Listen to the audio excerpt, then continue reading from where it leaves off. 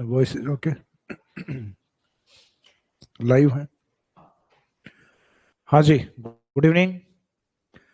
तो लास्ट वाली क्लास आपकी जो कि फिजिकल डिवीजन अपने कंप्लीट हो गए थे, और अपना जो न्यू टॉपिक है वो है क्लाइमेट, यानी जो अपना बेसिक ज्योग्राफी के जो 4 टॉपिक हैं, जिसमें जनरली हम स्टार्टिंग के टॉपिक्स में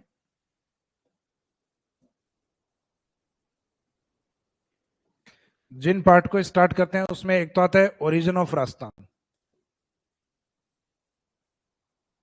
ओरिजिन ऑफ राजस्थान का मीनिंग है कि राजस्थान की उत्पत्ति से हम स्टार्ट करते हैं।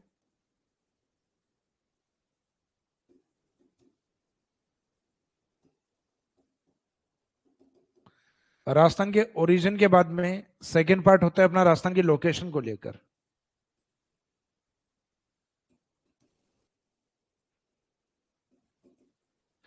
यानी राजस्थान की स्थिति वाले पार्ट को। उसके बाद में जो नेक्स्ट टॉपिक है अपना फिजिकल डिवीजन, जो काफी बड़ा टॉपिक है।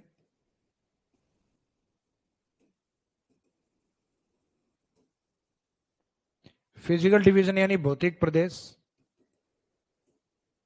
और भौतिक प्रदेश के बाद में जैसे राजस्थान के अलग अलग जो फिजिकल डिवीजन है, उन फिजिकल डिवीजन की अपनी अलग अलग क्लाइमेट भी है। तो उस क्लाइमेट वाले पार्ट को हम कवर करेंगे, जो बेसिक ज्योग्राफी है उसका जो लास्ट टॉपिक। यानी जो जनरली बेसिक ज्योग्राफी हम पढ़ते हैं उसमें स्टार्टिंग में जो 4 टॉपिक, क्योंकि इसके बाद वाले जो चैप्टर है उनको हम लेते हैं हाइड्रो ज्योग्राफी के अंदर, जलीय भूगोल के अंदर कवर करते हैं।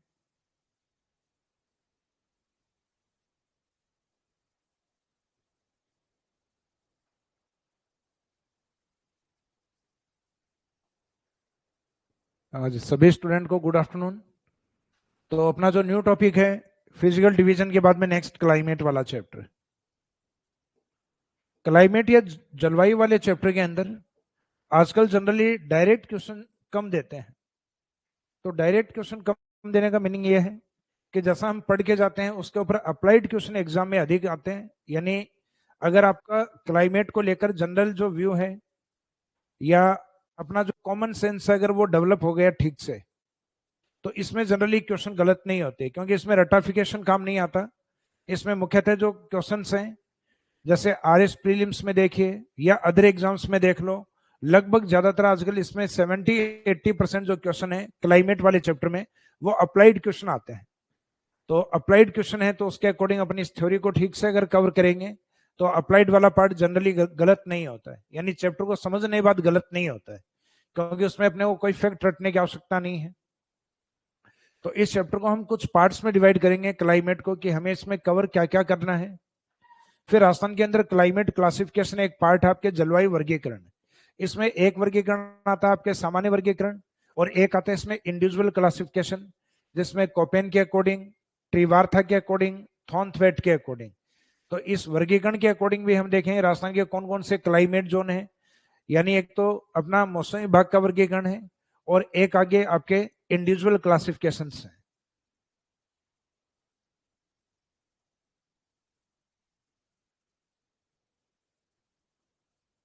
टेस्ट आपका देखो कुछ बैच का नहीं रखा गया था, तो वो टेस्ट आपका कुछ बैचेज का कल रखा जाएगा। सब्जेक्ट वाले स्टूडेंट्स का टॉपिक वाइज रखा जा रहा है फिलहाल। जैसे ज्योग्राफी वाले हैं उनका जैसे टॉपिक कंप्लीट हो जाएगा तो उसके 40-50 क्वेश्चंस अवेलेबल करवाए जाते हैं। बाकी वीकली जो टेस्ट है फर्स्ट ग्रेड ज्योग्राफी वाले स्टूडेंट्स का, वो रखा जाएगा संडे को।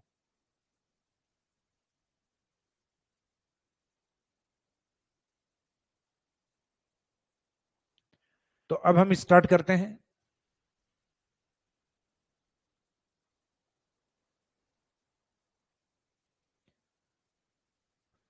देखो ज्योग्राफी जो फाउंडेशन वाले स्टूडेंट हैं, तो फाउंडेशन कोर्स वाले स्टूडेंट के लगभग इस वीक में लगभग 4 टॉपिक कंप्लीट हो जाएंगे।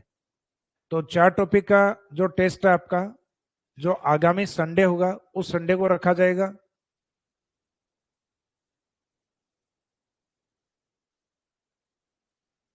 और तब तक आपका जो फाउंडेशन वाले स्टूडेंट हैं, सब्जेक्ट वाले हैं, उनका एक पार्ट अर्थात जो ज्योग्राफी वाला पार्ट, इंडियन ज्योग्राफी वाला पार्ट है, वो भी स्टार्ट कर दिया जाएगा।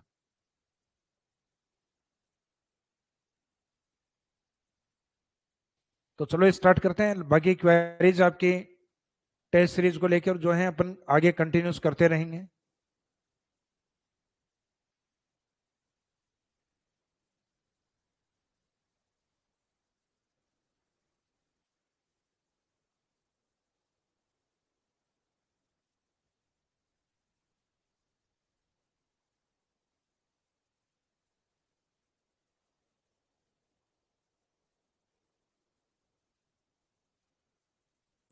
टेस्ट देखो, कल संडे को जो है वो सिर्फ एक कॉलेज लेक्चरर का लिया था हमने, बाकी जो बैचेज हैं उनका कल होल्ड रखा था। तो बाकी बैचेज का, क्योंकि अष्टमी या जो विजयादशमी है उनमें से किसी एक दिन लेंगे, क्योंकि जनरली टीचर्स उस दिन छुट्टी करते हैं, कई कुछ अष्टमी या नवमी नवमी की या विजयदशमी की। तो जिस दिन मोस्ट ऑफ जो फैकल्टीज हैं वो ऑफ पे जिस दिन रहेंगे, तो इस दिन मुख्यतः आपकी जो क्लासेज हैं वो जनरली कम होंगी, क्योंकि सभी टीचर्स के यहाँ जो फेस्टिवल है वो, भाई कोई नवमी को बड़ा मान के नवमी की पूजा करता है, कोई अष्टमी को, और हो सकता है कोई विजयादशमी को। तो उसके अकॉर्डिंग आपका टेस्ट इन तीन तिथियों में से, यानी या तो हो सकता है कि कल अगर आयोजित होगा तो आज आपके पास टाइम टेबल आ जाएगा, और अगर कल नहीं तो फिर बाद में विजयादशमी यानी दशहरे वाले दिन लिया जाएगा। तो आगे हम कंटिन्यूस चलें।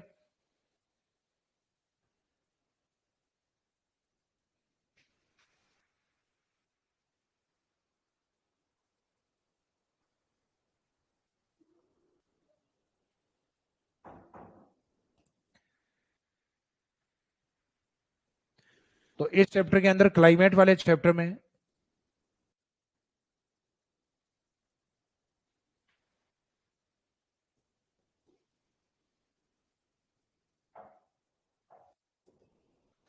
एक तो स्टार्टिंग में हम कवर करेंगे मीनिंग ऑफ क्लाइमेट क्या होता है, यानी जलवायु का अर्थ क्या है।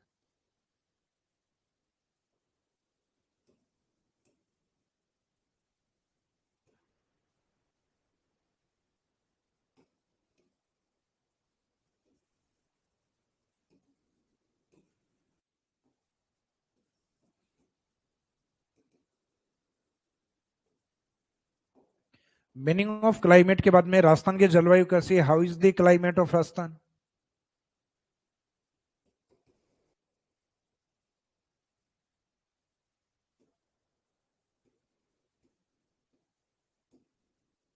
राजस्थान की जलवायु कैसी।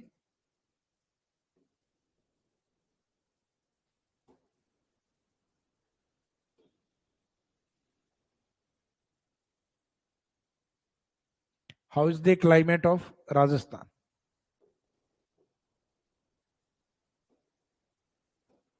राजस्थान की जलवायु कैसी। इसके बाद में जलवायु को प्रभावित करने वाले कारक।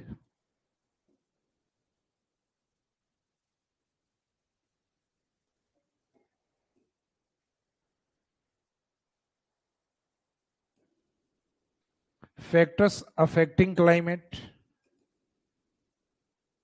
यानी ऐसे कौन से फैक्टर हैं जो जलवायु को प्रभावित करते हैं।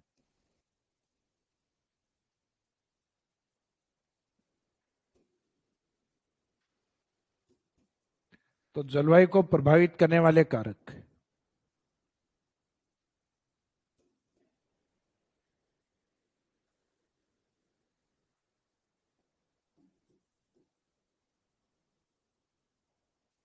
जलवायु को प्रभावित करने वाले कारकों के बाद में जो नेक्स्ट है जलवायु वर्गीकरण।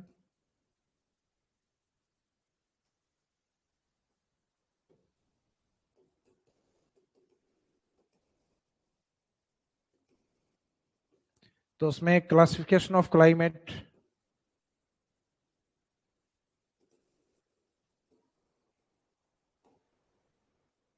जलवायु का वर्गीकरण, उसके बाद में लास्ट में जलवायु ऋतु वर्गीकरण।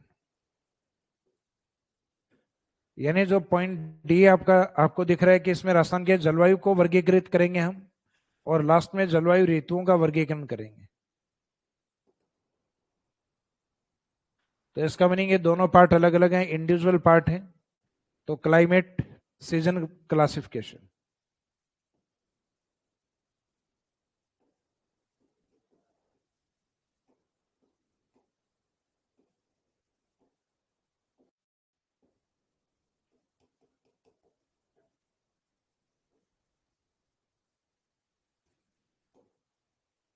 Climate, season classification.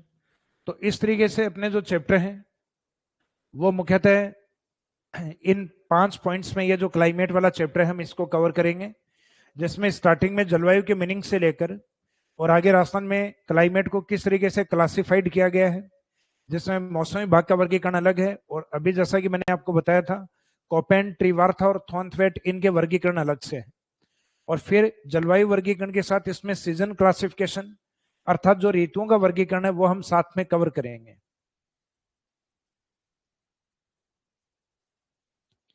ये स्टूडेंट के मैसेज आ रहे हैं, ये स्क्रीन पे जो नंबर शो कर रहे हैं इसको ऑफ करो, ऑफ करवाना। ऑफ नहीं होंगे कैसे?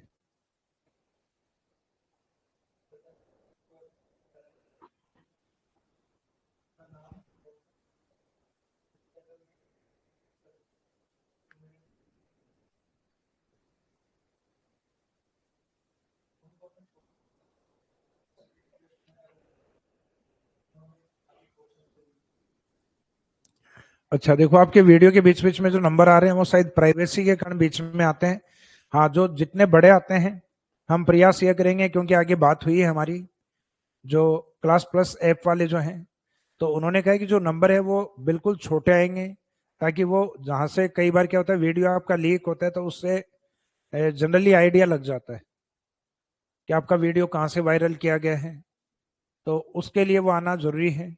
लेकिन वो जो डिस्टरबेंस वाला जो पार्ट है वो उसमें आपका यूं कहेंगे माइनर हो जाएगा या माइक्रो हो जाएगा, यानी जितना मेजर अभी दिख रहा है उतना नहीं दिखाई देगा।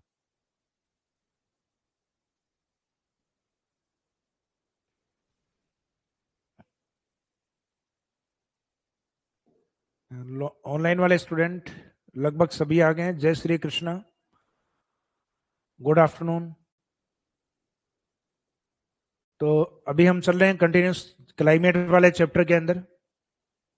तो हालांकि जो स्टूडेंट जहां से जो जुड़ेगा वहां से उसको ये लगेगा नहीं कि चैप्टर पहले हो चुका है, क्योंकि इसमें इतनी बेसिक चीजें हैं क्लाइमेट वाले में कि आपको ये लगेगा कि हमारे राजस्थान के बारे में बातें हो रही हैं और लगभग सुनी हुई सी बातें। तो इसको आप एज ए चैप्टर बिल्कुल नहीं पढ़ना है, आपको ये देखना है कि हमारे चारों ओर का जो इन्वायरमेंट है जिसको हम सिर्फ देख पाते हैं उसको आज फील करना है आपको। तो हम स्टार्ट करते हैं मीनिंग ऑफ क्लाइमेट से, यानी चैप्टर के इस पॉइंट से कि मीनिंग ऑफ क्लाइमेट या जलवायु का अर्थ क्या है।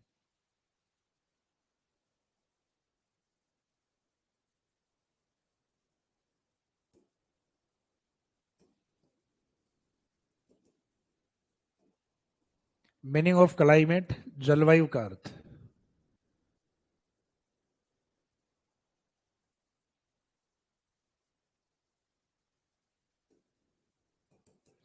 तो मीनिंग ऑफ क्लाइमेट जनरली हम लेते हैं कि पृथ्वी के चारों ओर, जैसे ये अपनी अर्थ है, पृथ्वी के चारों ओर इसकी ग्रेविटी या गुरुत्वाकर्षण बल से बंधा हुआ अपना एक वायुमंडल है, एक एटमोस्फियर है। इस वायुमंडल में कुछ ऐसी घटनाएं होती हैं जो अपने लंबे समय तक चलती हैं।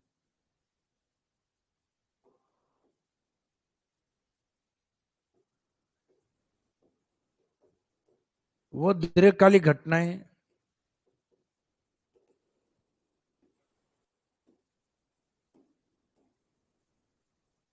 या जो लॉन्ग टर्म फिनोमिना है वो अपने लिए एज ए क्लाइमेट या जलवायु है।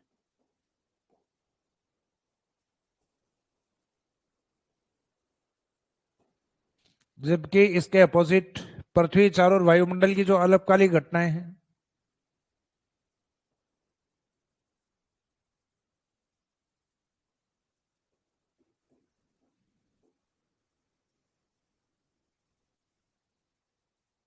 जो शॉर्ट टर्म फिनोमिना है,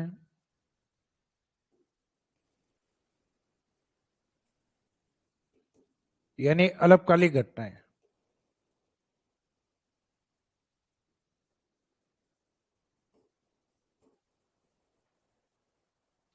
जो अल्पकालिक घटनाएं वो मुख्यतः वेदर के रूप में अर्थात मौसम के रूप में।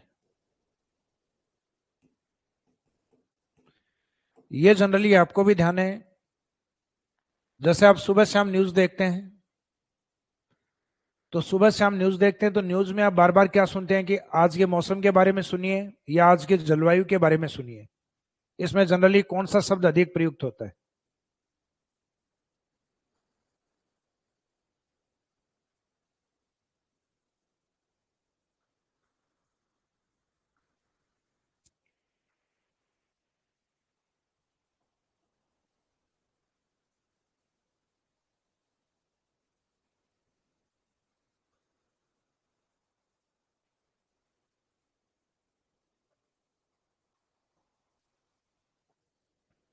तो आप लोगों ने कमेंट के अकॉर्डिंग कि आप जनरली न्यूज में सुनते हैं, सुबह शाम जो सुनते हैं वो सुनते हैं मौसम के बारे में, ना कि जलवायु के बारे में। क्यों? क्योंकि जलवायु लंबे टाइम तक एक जैसी होती है, जबकि मौसम डायनेमिक है। जैसे अभी का मौसम कुछ अलग है, पता चले कि 2 घंटे की क्लास के बाद में आपने जैसे ही घर से बाहर निकले अचानक बारिश स्टार्ट हो गई। तो जो अचानक चेंज होता है या जो कम समय की घटनाएं होती हैं अपने चारों ओर एटमॉस्फेयर में, वो अपने आप में वेदर में काउंट होती हैं।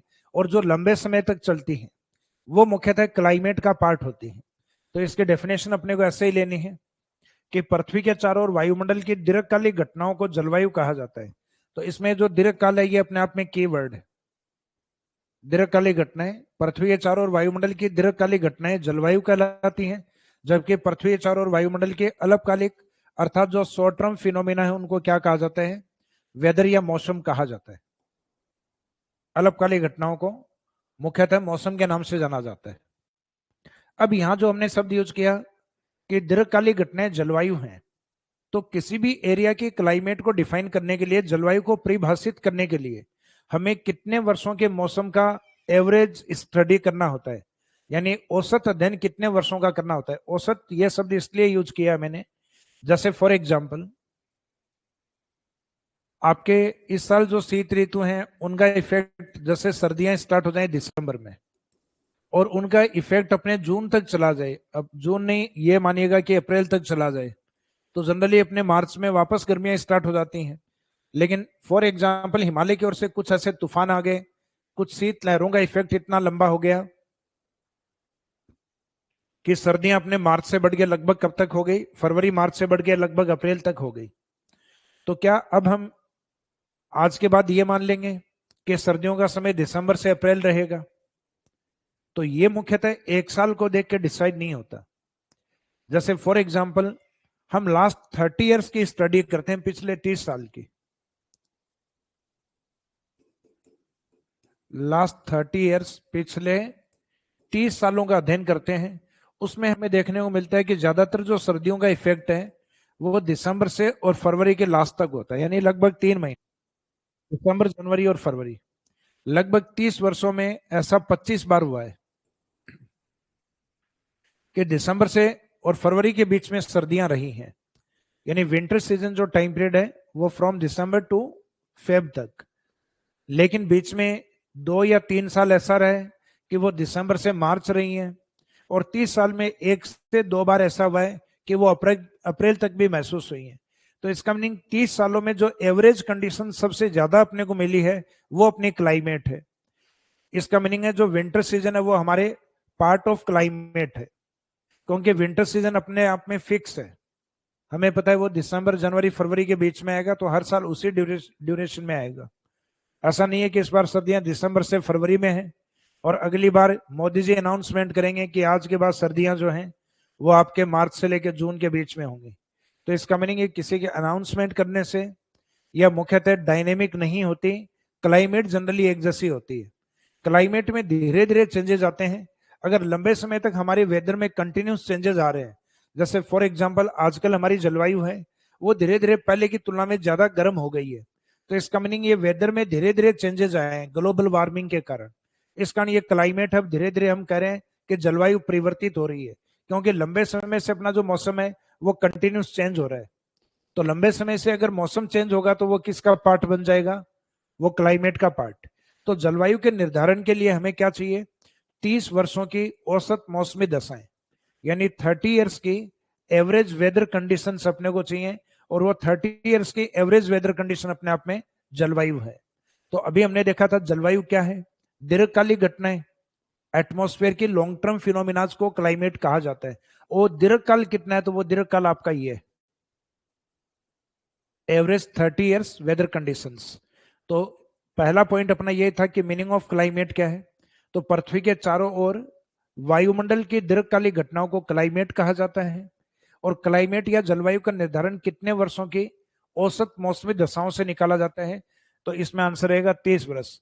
इसमें पहले एवरेज कंडीशन 25 वर्ष भी लेते थे, और मौसम विभाग ने बीच में 35 वर्ष भी ली हैं, लेकिन प्रेजेंट में कितनी लेते हैं, तो क्लाइमेट को डिफाइन करने के लिए एवरेज 30 ईयर वेदर कंडीशन, 30 वर्षों की औसत मौसमी दशाओं को लिया जाता है।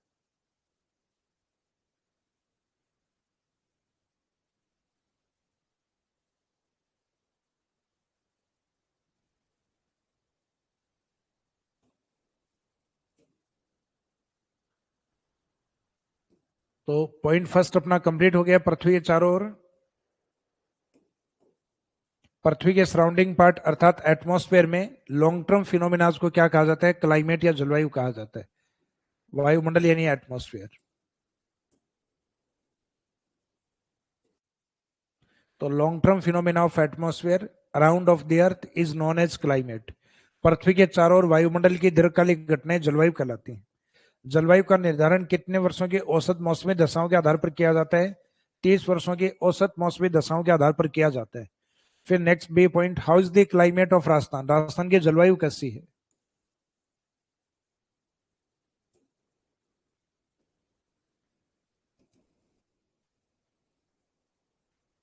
How is the climate of Rajasthan.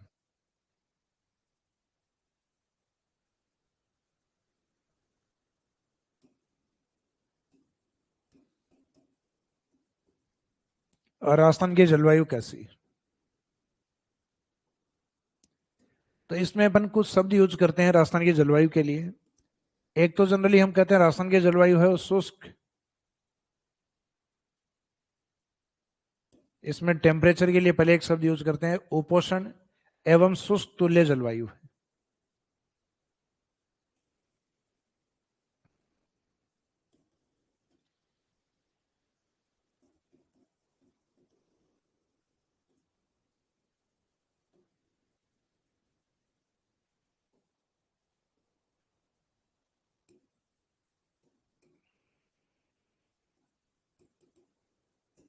सब ट्रॉपिकल एंड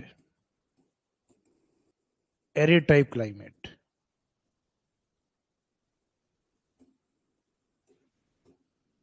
कि राजस्थान की जलवायु है उपोष्ण प्रकार की है, यानी सब ट्रॉपिकल टाइप। अब ये शब्द हमने यूज क्यों किया, तो इसके पीछे रीजन ये है,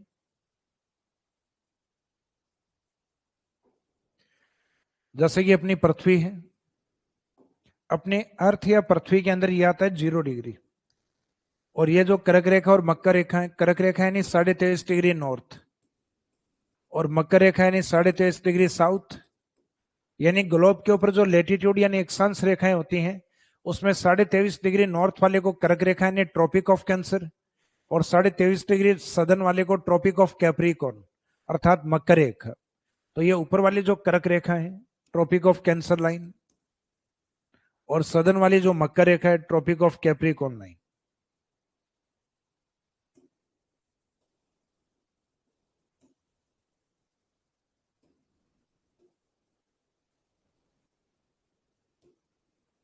ट्रॉपिक ऑफ कैंसर यानी कर्क रेखा, और ट्रॉपिक ऑफ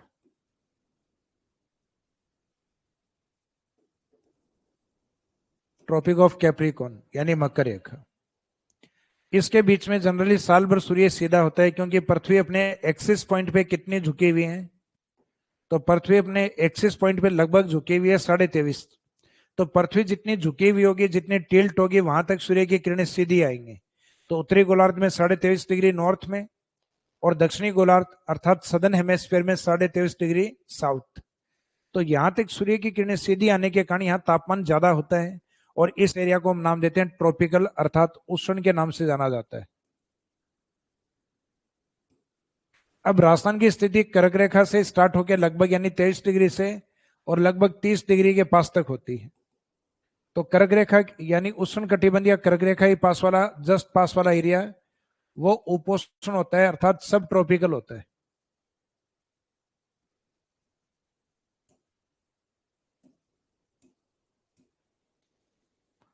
सब ट्रॉपिकल या उपोष्ण होता है। जैसे भारत में हम कर्क रेखा के नीचे वाले राज्यों में होते, ये 23.5 डिग्री है, भारत में मिड से गुजरती है कर्क रेखा। अगर इसके नीचे वाले राज्यों में होते तो हमारी जलवायु साल भर ट्रॉपिकल टाइप अर्थात उष्णकटिबंधीय जलवायु होती। फॉर एग्जाम्पल आपके गुजरात की क्लाइमेट, महाराष्ट्र की क्लाइमेट, कर्नाटका की क्लाइमेट, केरल, तमिलनाडु, इन राज्यों के जो क्लाइमेट है साल भर में बहुत ज्यादा वेरिएशन नहीं होता। ये 0 डिग्री के निकट होने के कारण ये लगभग उष्ण प्रकार की जलवायु होती है। लेकिन राजस्थान इनसे थोड़ा सा ऊपर है, तो इसका मीनिंग है कुछ समय हमारे यहाँ विंटर का इफेक्ट भी होता है। जैसे दिसंबर के लास्ट के समय, या यूं माने लगभग आधा दिसंबर, और जनवरी तो कंप्लीट है, और फरवरी का लगभग मिड वाला पार्ट यानी मध्य फरवरी तक, या फरवरी लास्ट तक भी मान लो, तो लगभग 2-2.5 महीने ज्यादा नहीं है। साल में अधिकांश समय हमारा उष्ण है, लेकिन कुछ समय उष्ण के निकट वाला यानी हल्का सा अपना शीतोष्ण इफेक्ट टेम्परेट जोन में भी आता है। इस कारण हम अपनी जलवायु को उष्ण के ज्यादा निकट मानते हैं। जैसे फॉर एग्जाम्पल, आप नगर हैं, किसी सिटी के बिल्कुल नजदीक रहते हैं, गांव में नहीं रहते आप सिटी के नजदीक रहते हो, तो नगर प्रॉपर सिटी में भी नहीं हो आप, लेकिन सिटी के टच वाले एरिया को हम क्या कहते हैं, अर्बन के टच वाले एरिया को सब अर्बन एरिया। और उससे और आगे निकल जाओगे जहां सुविधाएं कम होती हैं, उसको हम कहेंगे रूरल एरिया। तो इसका मीनिंग ये है कि उष्ण के नजदीक वाले एरिया को यानी ट्रॉपिकल के नजदीक वाले एरिया को सब ट्रॉपिकल कहा जाता है। जैसे नगर के नजदीक वाले को सब अर्बन एरिया यानी उपनगरीय क्षेत्र। तो सेम उसी तरीके से ये उष्ण के नजदीक वाली जो क्लाइमेट है, ये राजस्थान की जलवायु है, ये वाली सब ट्रॉपिकल टाइप। तो इसका ये शब्द यूज किया है कि राजस्थान की जलवायु किस प्रकार की है, सब ट्रॉपिकल। ट्रॉपिकल हम तब कहते हैं जब हमारे यहाँ 12 महीने गर्मियां होती। फिर बाद में नेक्स्ट आगे शब्द यूज किया गया सब ट्रॉपिकल, यानी टेम्परेचर के अकॉर्डिंग यूज हुआ है। फिर आगे एवं शुष्क तुल्य जलवायु। तो राजस्थान की जलवायु को शुष्क क्यों कहा गया है, तो ये हमारे लास्ट वाले चैप्टर पढ़ने से समझ में आ गया लगभग। क्योंकि राजस्थान का 61.11% यानी लगभग 61% से भी बड़ा हिस्सा किसमें आता है, डेजर्ट के अंदर। जब आपका अधिकांश एरिया डेजर्ट में होगा तो इसका मीनिंग आपकी क्लाइमेट कैसी होगी, शुष्क प्रकार की या ड्राई क्लाइमेट। तो इसका मीनिंग है कि ये वाली जो क्लाइमेट है जनरली इसलिए लिखा गया है क्योंकि जिन क्षेत्रों में सामान्यतः एवरेज वर्षा 75 सेंटीमीटर से कम होती है, वहां जो की जाने वाली कृषि है उसको हम कहते हैं शुष्क कृषि। अपन एरिड डेजर्ट की डेफिनेशन नहीं दे रहे हैं। एरिड डेजर्ट वाला जो पार्ट है, शुष्क मरुस्थल वाला जो भाग है, वहां वर्षा की मात्रा मुख्यतः आपके 25 सेंटीमीटर से कम होती है। 25 सेंटीमीटर से भी कम वर्षा होती है एरिड डेजर्ट में। जबकि एरिड एग्रीकल्चर जो होती है वो कृषि होती है जो डिपेंड करती है 75 सेंटीमीटर से कम वर्षा वाले एरिया पे। तो 25 सेंटीमीटर से कम में तो वैसे भी कोई कृषि नहीं होती, ये सूखा मरुस्थल होता है। तो आर्द्र कृषि हम कहते हैं जो 75 सेंटीमीटर से अधिक वर्षा पे डिपेंड करे।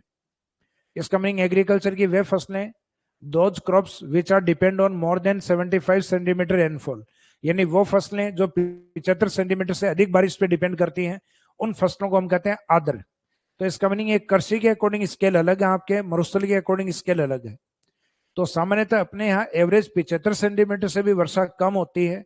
इस कारण अपने क्लाइमेट में जनरली क्या शब्द ऐड होता है, एरिड। लेकिन ऐसा नहीं है कि राजस्थान के सभी ज्योग्राफिकल एरिया अपने आप में एरिड है, लेकिन राजस्थान का मोस्टली ज्योग्राफिकल एरिया वो एरिड अर्थात डेजर्ट कंडीशन में आता है।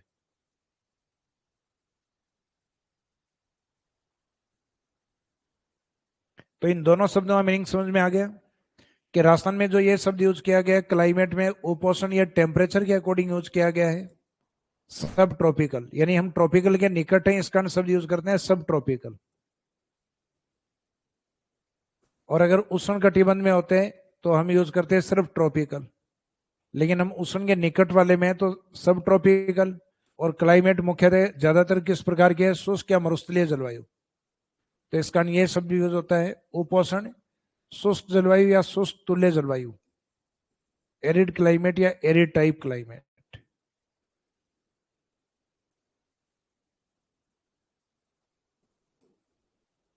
Arid type climate. तो राजस्थान की जलवायु sub tropical and arid type climate है। इसके साथ कुछ शब्द और भी यूज होते हैं, जैसे राजस्थान की जलवायु विषम प्रकार की एवं महाद्वीपीय जलवायु।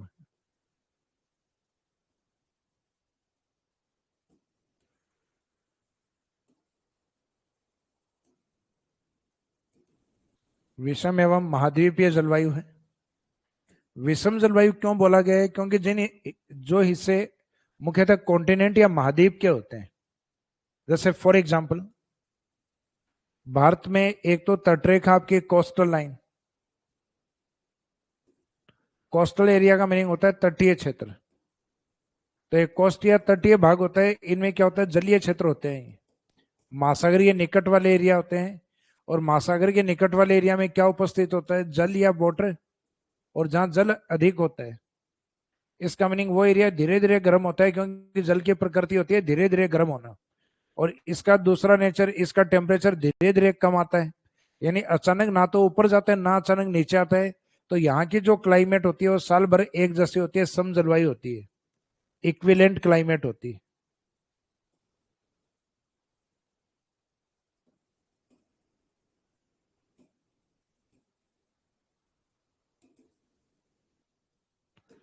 इक्वल क्लाइमेट होती है, सम जलवायु होती है।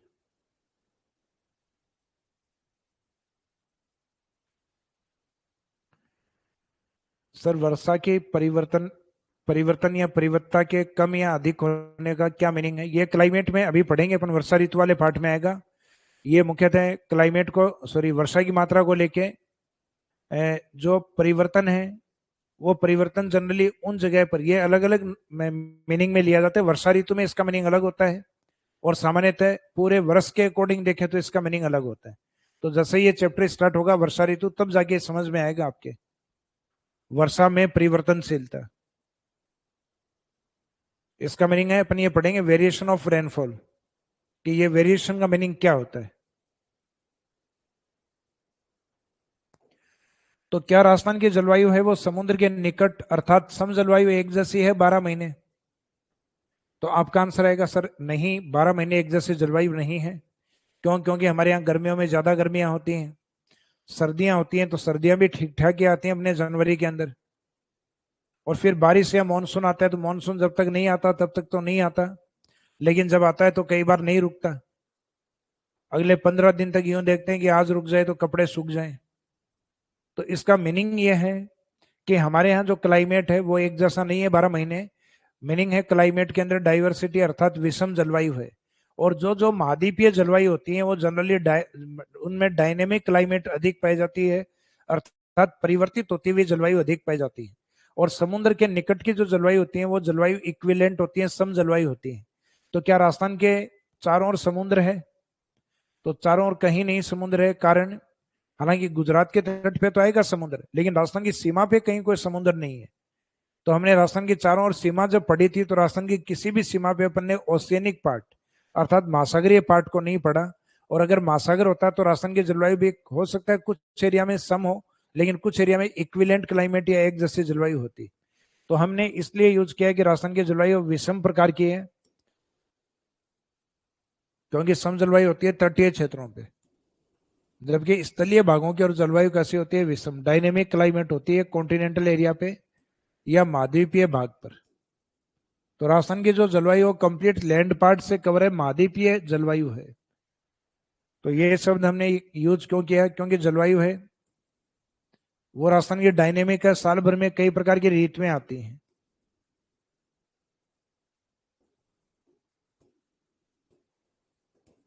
इसका क्लाइमेट को डायनेमिक, और डायनेमिक के साथ डायनेमिक एंड कॉन्टिनेंटल क्लाइमेट।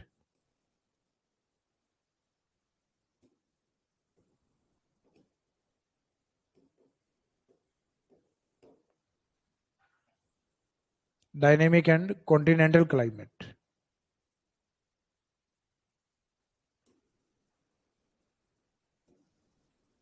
तो ये शब्द एग्जाम में कुछ इस तरीके दिए जाते हैं आपको। जैसे फॉर एग्जांपल एक क्वेश्चन है, उस क्वेश्चन में इस तरीके ऑप्शन दिए गए आपको कि राजस्थान की जलवायु सामान्यतः शुष्क प्रकार की है,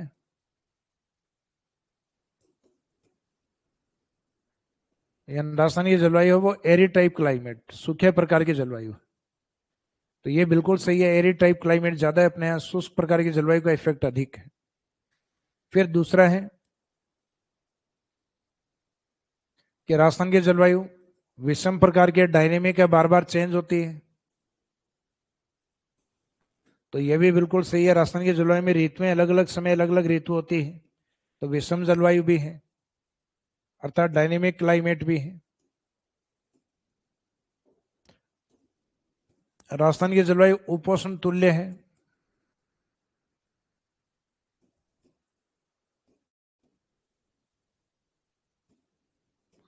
उपोष्ण तुल्य यानी सब ट्रॉपिकल टाइप क्लाइमेट है।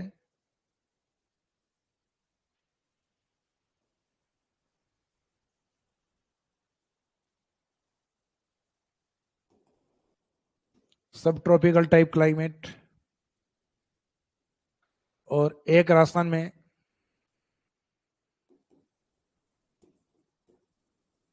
सम जलवायु पाई जाती है।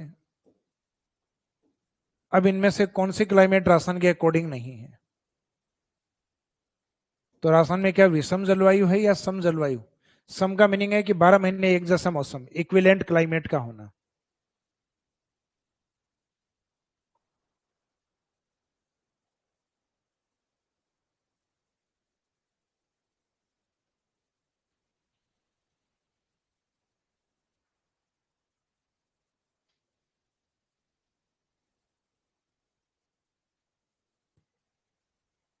तो इनमें से राजस्थान के क्लाइमेट के लिए कौन सा सही स्टेटमेंट नहीं है, यानी इनकरेक्ट कौन सा है?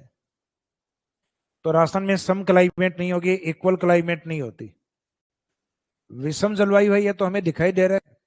जैसे अभी वर्षा ऋतु है, कुछ समय बाद में अब अक्टूबर के साथ हमारे शरद ऋतु स्टार्ट हो जाएगी, ना गर्मियां इतनी रहेंगी ना सर्दियां होंगी। फिर बाद में दिसंबर के साथ अपने सर्दियां तेज हो जाएंगी तो शीत ऋतु। फिर मार्च के बाद अपने क्लाइमेट हो जाएगी मुख्यतः गर्म या उष्ण प्रकार की। तो इसका मीनिंग है जो महाद्वीपीय जलवायु होती है वो डायनेमिक होती है, चेंज होती है, जबकि महासागर या तट या कोस्टल एरिया में जलवायु एक जैसी होती है।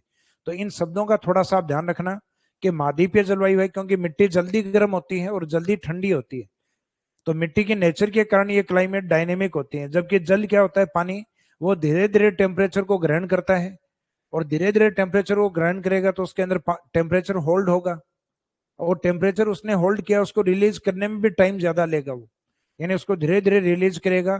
तो पानी के टेम्परेचर कभी भी अचानक नहीं बढ़ते हैं और अचानक नहीं गिरते हैं।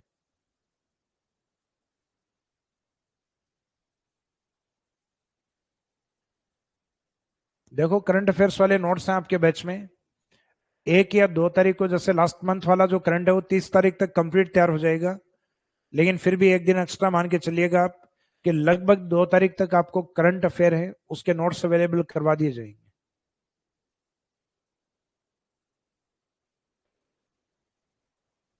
उसमें आपका राजस्थान जीके वाला पार्ट, इंडिया वाला और वर्ल्ड वाला, तीनों पार्ट अवेलेबल हो जाएंगे आपको।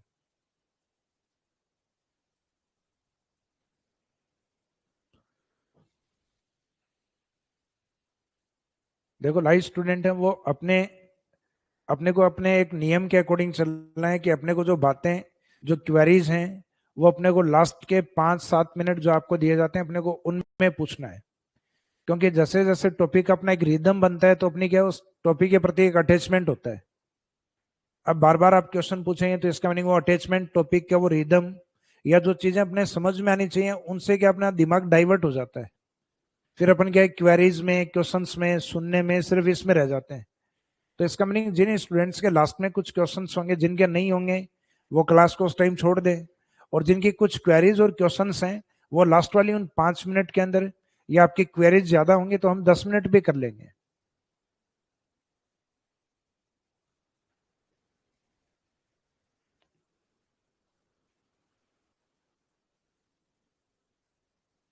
तो आगे कंटिन्यूस चले अपन। तो राजस्थान की जो जलवायु है वो किस प्रकार की है? तो तापमान के अकॉर्डिंग अगर हम बात करें, टेम्परेचर के अकॉर्डिंग, तो उसको सिर्फ ट्रॉपिकल नहीं बोला जाएगा, सब ट्रॉपिकल, क्योंकि वो उष्ण के निकट वाली जलवायु है, तो उपोष्ण जलवायु। सॉरी। इसके बाद में जो नेक्स्ट पॉइंट है कि टेम्परेचर के बाद अगर वर्षा पे बात करें तो राजस्थान का अधिकांश भाग कैसा है? तो लास्ट वाले चैप्टर में हम पढ़ कर आए थे डेजर्ट है, तो डेजर्ट के क्लाइमेट जनरली कैसे होते हैं, एरिड टाइप।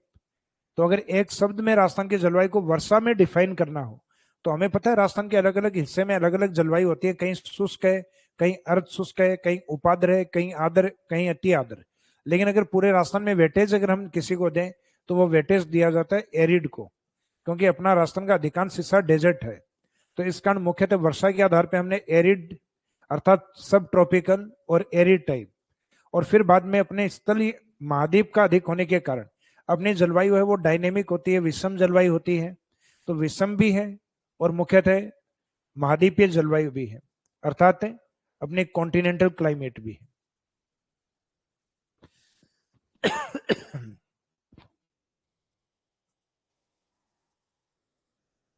तो इसके बाद में राजस्थान की जलवायु कैसी है, उसके बाद में जलवायु को प्रभावित करने वाले कारक।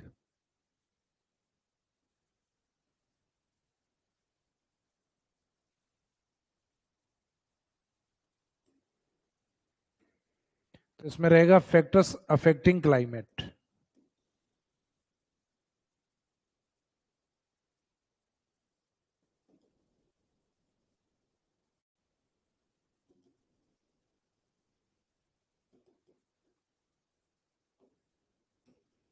फैक्टर्स अफेक्टिंग क्लाइमेट, जलवायु को प्रभावित करने वाले कारक।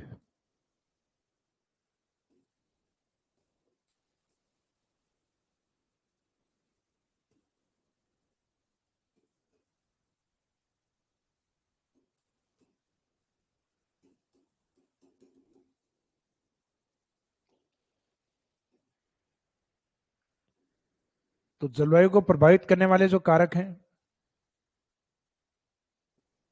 उन कारकों में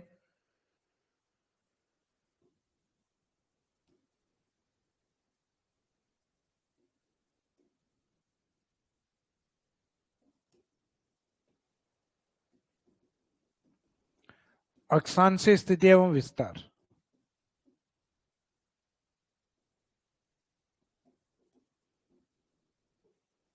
यह भी एक महत्वपूर्ण कारक है। देखो, जलवायु को प्रभावित करने वाले जो फैक्टर या कारक होते हैं पूरे विश्व में स्टैंडर्ड या मानक है।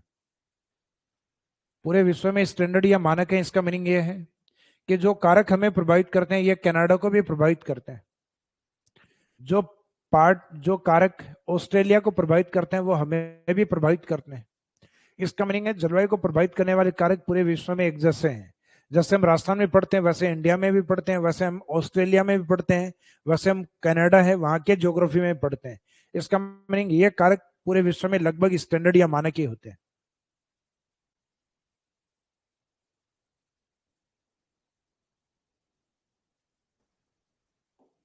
तो जो अक्षांशीय स्थिति है उसका मीनिंग क्या है कि जलवायु को कैसे प्रभावित करती है।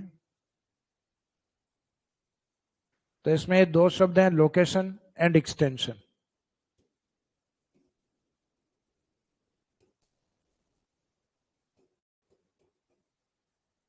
तो location and extension of latitude.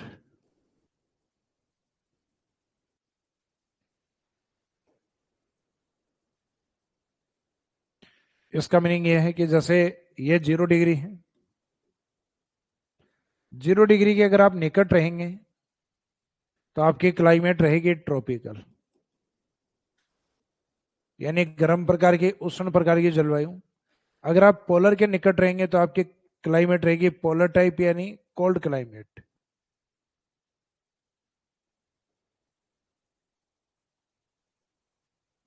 इसका मीनिंग पोलर टाइप यानी ध्रुवीय तुल्य, या कोल्ड टाइप क्लाइमेट यानी शीत जलवायु।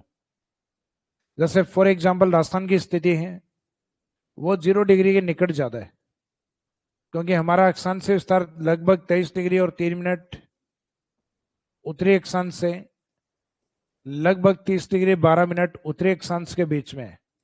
तो हमारा जो 23 और 30 डेट है 0 के ज्यादा निकट है, 90 के ज्यादा निकट है पोलर के। तो हमें पता है कि जो 0 और 23 है उसके बीच में गैप कम है, जबकि 23 और 90 के बीच में गैप ज्यादा है। तो हमारी क्लाइमेट किसके निकट हुई, 0 डिग्री के। तो इसका मीनिंग है एक तो आपका जो अक्षांशीय स्थिति है वो कहां पर है ये डिसाइड करेगा कि आपकी क्लाइमेट कैसी है। अगर वो उच्च अक्षांशों पे अर्थात पोलर के निकट है तो आपकी जलवायु शीत, और आप अगर 0 डिग्री के निकट हो तो आपके क्लाइमेट के ऊपर ट्रॉपिकल या सब ट्रॉपिकल इफेक्ट अधिक होगा। उष्ण या उपोष्ण प्रकार का जो जलवायु इफेक्ट है वो अधिक आएगा। तो ये वाली हो गई अक्षांश स्थिति आपके कहां पर है। अब इसमें एक शब्द और यूज किया गया था कि अक्षांश स्थिति यानी लोकेशन ऑफ लैटिट्यूड, और दूसरा एक्सटेंशन या विस्तार।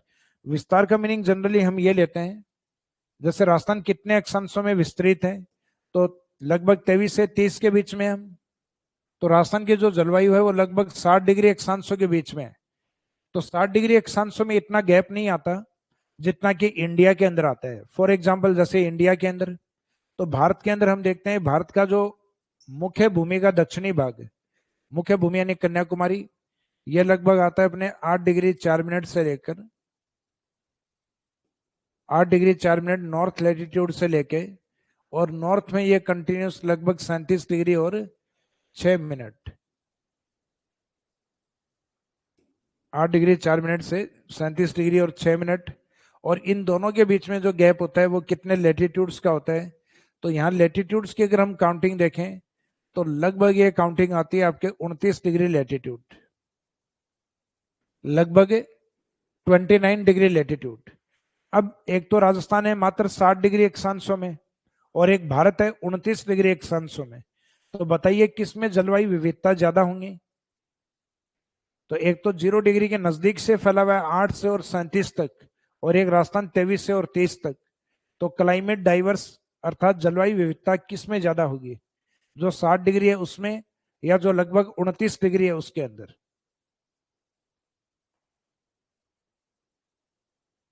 तो आंसर है आपका लगभग के 29 डिग्री, उसमें क्लाइमेट डाइवर्स यानी जलवायु की विविधता ज्यादा पाई जाएंगे। तो इसका मीनिंग है कि कोई स्थान यह भी तय करता है कि वो कितने अक्षांशों में फैला हुआ है, तो उतनी क्लाइमेट के अंदर विविधता पाई जाएगी। तो अक्षांशों की स्थिति नहीं, अक्षांशों का जो विस्तार है वो कितना है, ये भी क्लाइमेट को डिफाइन करेगा। जैसे भारत के दक्षिण की जलवायु, तो हमें पता है कि भारत के दक्षिण की जो जलवायु है वो मुख्यतः 0 डिग्री के निकट होने के कारण मुख्यतः उष्ण प्रकार की जलवायु है। और एक समय ऐसा आता है कि इस उष्ण या टेम्परेचर के कारण अपने मानसून आता है, तो यहाँ की ये जलवायु है मानसून से प्रभावित होती है, मानसूनी जलवायु भी है। भारत के उत्तर में चलेंगे तो राजस्थान के पश्चिम में मुख्यतः क्लाइमेट किस प्रकार की है, तो एरिड या डेजर्ट टाइप क्लाइमेट यानी शुष्क जलवायु है। हिमालय की ओर जाओगे तो आपको साइबेरिया और स्विट्जरलैंड जैसा फील आएगा, क्योंकि इस क्षेत्र में हिमालय के ऊपर हिम या बर्फ पाई जाती है। तो अपने यहाँ भारत में सूखा भी है, बर्फ भी है, मानसूनी वर्षा भी है, और भूमध्य सागर से आने वाली सर्दियों की बारिश, जिनको जनरली हम कहते हैं मावट, तो मावट अपने आप में भूमध्य सागरीय जलवायु भी है। तो राजस्थान के अंदर भूमध्य सागरीय जलवायु यानी जो मेडिटेरेनियन सी क्लाइमेट है वो कब पाई जाती है, तो सर्दियों के अंदर। तो सर्दियों का जो मानसून है जिससे होने वाली बारिश को जनरली हम क्या कहते हैं, मावट। तो मावट से भी कहीं ना कहीं अपन प्रभावित हैं, तो इसका मीनिंग शीतोष्ण कटिबंधीय जलवायु से भी राजस्थान प्रभावित है। तो विश्व की लगभग जो क्लाइमेट है, ग्लेशियर या हिमानी वाली, मरुस्थल वाली, मानसून वाली, या भारत के अंदर जो क्लाइमेट के अंदर इस साइड में अभी मैंने बताई जो एरिड या डेजर्ट वाली या शीतकालीन वर्षा वाली, मावट वाली, तो ये कई प्रकार की जलवायु होने के कारण एक यूरोपियन जियोलॉजिस्ट ने, जो क्लाइमेटोलॉजिस्ट हैं, इन्होंने जलवायु भूगोलवेता ने भारत के लिए एक स्टेटमेंट दिया कि all type climate of the world या all types climate of world are present in India. विश्व की जितनी भी प्रकार की प्रमुख जलवायु हैं वो कहाँ उपस्थित हैं, वो भारत में उपस्थित है। तो ये प्रसिद्ध जो क्लाइमेटोलॉजिस्ट है उनका नाम था मार्सडेन, जो इंडिया के लिए शब्द यूज किया था कि विश्व की लगभग सभी प्रकार की जलवायु कहाँ मौजूद है, भारत के अंदर। तो मार्सडेन ने इतनी बड़ी बात इसलिए कही क्योंकि भारत का जो विस्तार है अक्षांशों का वो लगभग 29 डिग्री अक्षांशों में फैला हुआ है। तो हम अक्षांशों में एक तो कहाँ लोकेट है, 0 डिग्री के निकट है या मुख्यतः पोलर के निकट। तो एक तो हमारी ये स्थिति तय करेगी लोकेशन, और एक हम फिर कितने फैले हुए हैं, कि हम सिर्फ 60 डिग्री में हैं यानी 7 अक्षांशों में कंप्लीट हो जाते हैं, या 29 डिग्री। तो राजस्थान तो लगभग 60 डिग्री अक्षांशों में कंप्लीट हो जाता है, जबकि भारत के अंदर लगभग अक्षांश से विस्तार है 29 डिग्री अक्षांशों के आसपास। तो इस कारण भारत में जलवायु की विविधताएं आपको और ज्यादा देखने को मिलेंगी। तो जलवायु को प्रभावित करने वाले कारकों में क्या अक्षांश पॉइंट समझ में आ गया कि अक्षांश कैसे प्रभावित करता है? तो उसकी लोकेशन तो ये डिसाइड करती है कि आपकी जलवायु किस प्रकार की है। कि आप 0 डिग्री के निकट हो तो ट्रॉपिकल है, और ध्रुवों के निकट हो तो इसका मीनिंग पोलर टाइप अर्थात ध्रुवीय जलवायु है। फिर विस्तार है, वो विस्तार ये तय करता है कि आपके क्लाइमेट में डाइवर्सिटी कितनी है। कि अगर आपका पूरा राज्य 2, 3, 4, 5, 6 अक्षांशों में है, इसका मीनिंग कम अक्षांशों में है, तो जलवायु या क्लाइमेट सिमिलर रहेगी। और अगर आपकी जो अक्षांशीय स्थिति है वो लगभग 10, 15, 20 या इससे भी ज्यादा अगर अक्षांशों में फैली हुई है, तो अधिक अक्षांशों में होने के कारण क्लाइमेट को हम कहेंगे डाइवर्स, अर्थात विभिन्न प्रकार की या विषम प्रकार की जलवायु पाई जाती है।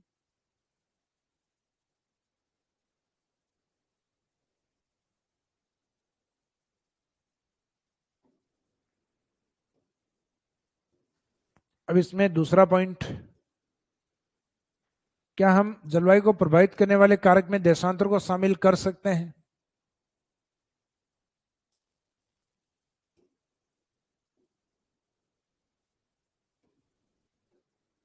क्या जलवायु को प्रभावित करने वाले फैक्टर में जो लॉन्गिट्यूड है, लॉन्गिट्यूड को शामिल किया जा सकता है या नहीं किया जा सकता? यस और नो में आंसर दीजिए।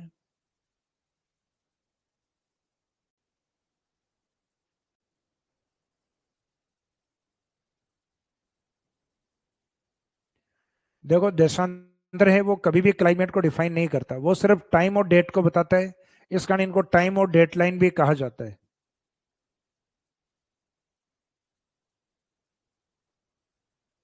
वेरी गुड, सही आंसर आ रहा है आपका लगभग का, कि टाइम और डेट को डिसाइड करेगा, अर्थात समय और तिथि को डिसाइड करता है। तो इस कारण जलवायु को प्रभावित करने वाले कारकों में कभी भी देशांतर को शामिल नहीं करते। क्यों? क्योंकि पृथ्वी पे हम देखते हैं कि जो देशांतर नॉर्थ में 90 डिग्री से स्टार्ट होता है, फॉर एग्जांपल 0 डिग्री मान लीजिए ग्रीनविच, वो 90 डिग्री साउथ तक आता है। तो 90 डिग्री नॉर्थ पोल और 90 डिग्री साउथ पोल। अब उस पे जितने भी लेटीट्यूड्स हैं, जैसे 0 डिग्री है तो इस पे यहाँ क्लाइमेट उस 0 डिग्री का, यानी ग्रीनविच लाइन का टेम्परेचर यहाँ क्या होगा, ट्रॉपिकल। उसके ऊपर की ओर टेम्परेट या शीतोष्ण, उसके ऊपर की ओर इसका क्लाइमेट होगा पोलर। यानी एक ही देशांतर पे अपने अलग अलग क्लाइमेट मिलती है। तो एक देशांतर है वो कभी किसी निश्चित क्लाइमेट को नहीं बताती, क्योंकि ये नॉर्थ पोल से साउथ पोल की ओर होती है, जिसपे हर एक देशांतर पे कई प्रकार के जलवायु होने के कारण वो किसी एक निश्चित जलवायु को डिफाइन नहीं करती, वो निश्चित जलवायु को नहीं बता पाती। इस कारण इनको टाइम और डेट लाइन के रूप में देखा जाता है, क्लाइमेट लाइन्स के रूप में नहीं। ये हालांकि मैंने आपको राजस्थान की स्थिति वाले चैप्टर में भी लिखवाया था कि अक्षांश रेखाएं जलवायु रेखाएं कहलाती हैं। Latitude lines are known as climate line. तो इसका मीनिंग इस फैक्टर को, इस कारक को हम शामिल नहीं करेंगे। तो अक्षांशों की स्थिति बाद में दूसरा जो प्रमुख कारक है वो लेते हैं जनरली हम सागर से दूरी।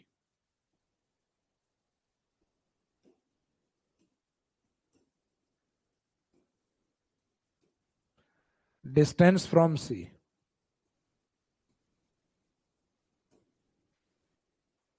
डिस्टेंस फ्रॉम सी यानी सागर से दूरी।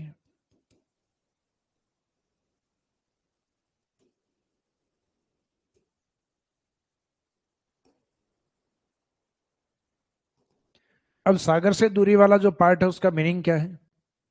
उसका मीनिंग यह है,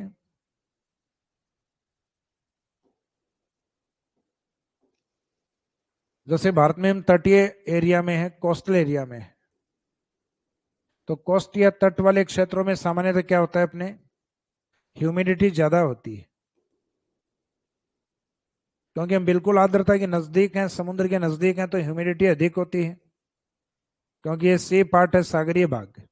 लेकिन जैसे ही हम महाद्वीपीय भागों की ओर चलते हैं, कॉन्टिनेंटल एरिया की ओर,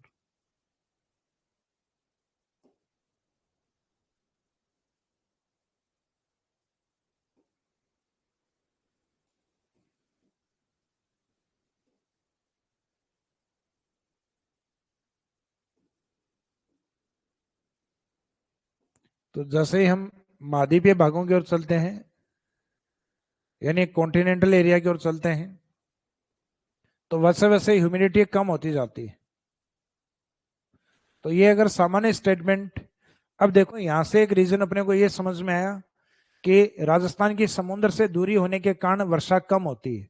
तो एक फैक्टर अपने ये भी काम करता है कि राजस्थान में वर्षा के पीछे मुख्य कारण, तो कारण कोई एक नहीं है, राजस्थान में वर्षा के पीछे कई सारे ऐसे कारण हैं कि जिस कारण हमारी वर्षा कम होती है। उसमें से एक फैक्टर ये भी है क्योंकि हमारी जो गल्फ ऑफ कच्छ है, अर्थात कच्छ की खाड़ी जो है, उससे लगभग 350 से 400 किलोमीटर के डिस्टेंस पे है अपन।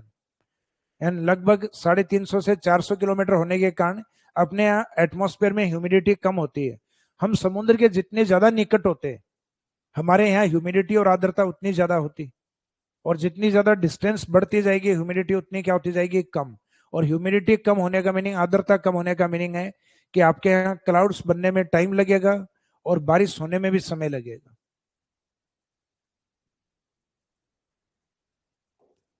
तो ये वाला जो फैक्टर है सागर से दूरी, ये किसको प्रभावित करता है, तो इसमें डायरेक्ट इस फैक्ट को याद रखना है, ये किसको प्रभावित करता है। तो ये जिस फैक्टर को प्रभावित करेगा वो फैक्टर रहेगा ह्यूमिडिटी या आर्द्रता, ह्यूमिडिटी या आर्द्रता।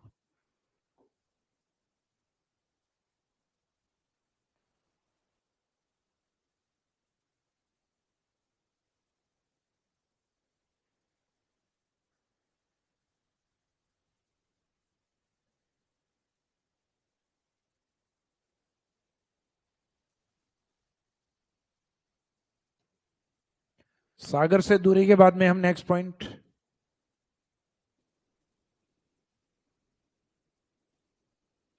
सागर तल से ऊंचाई,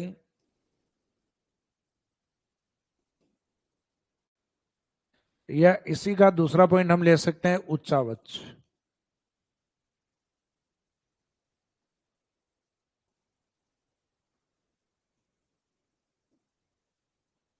अर्थात relief feature.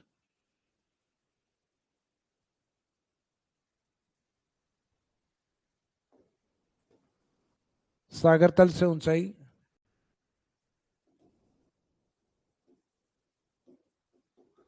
Height about C level.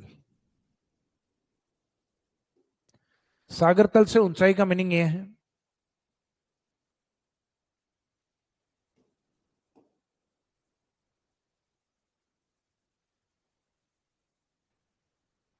सागर तल से ऊंचाई का मीनिंग ये है कि जैसे जैसे आप हाइट पर जाएंगे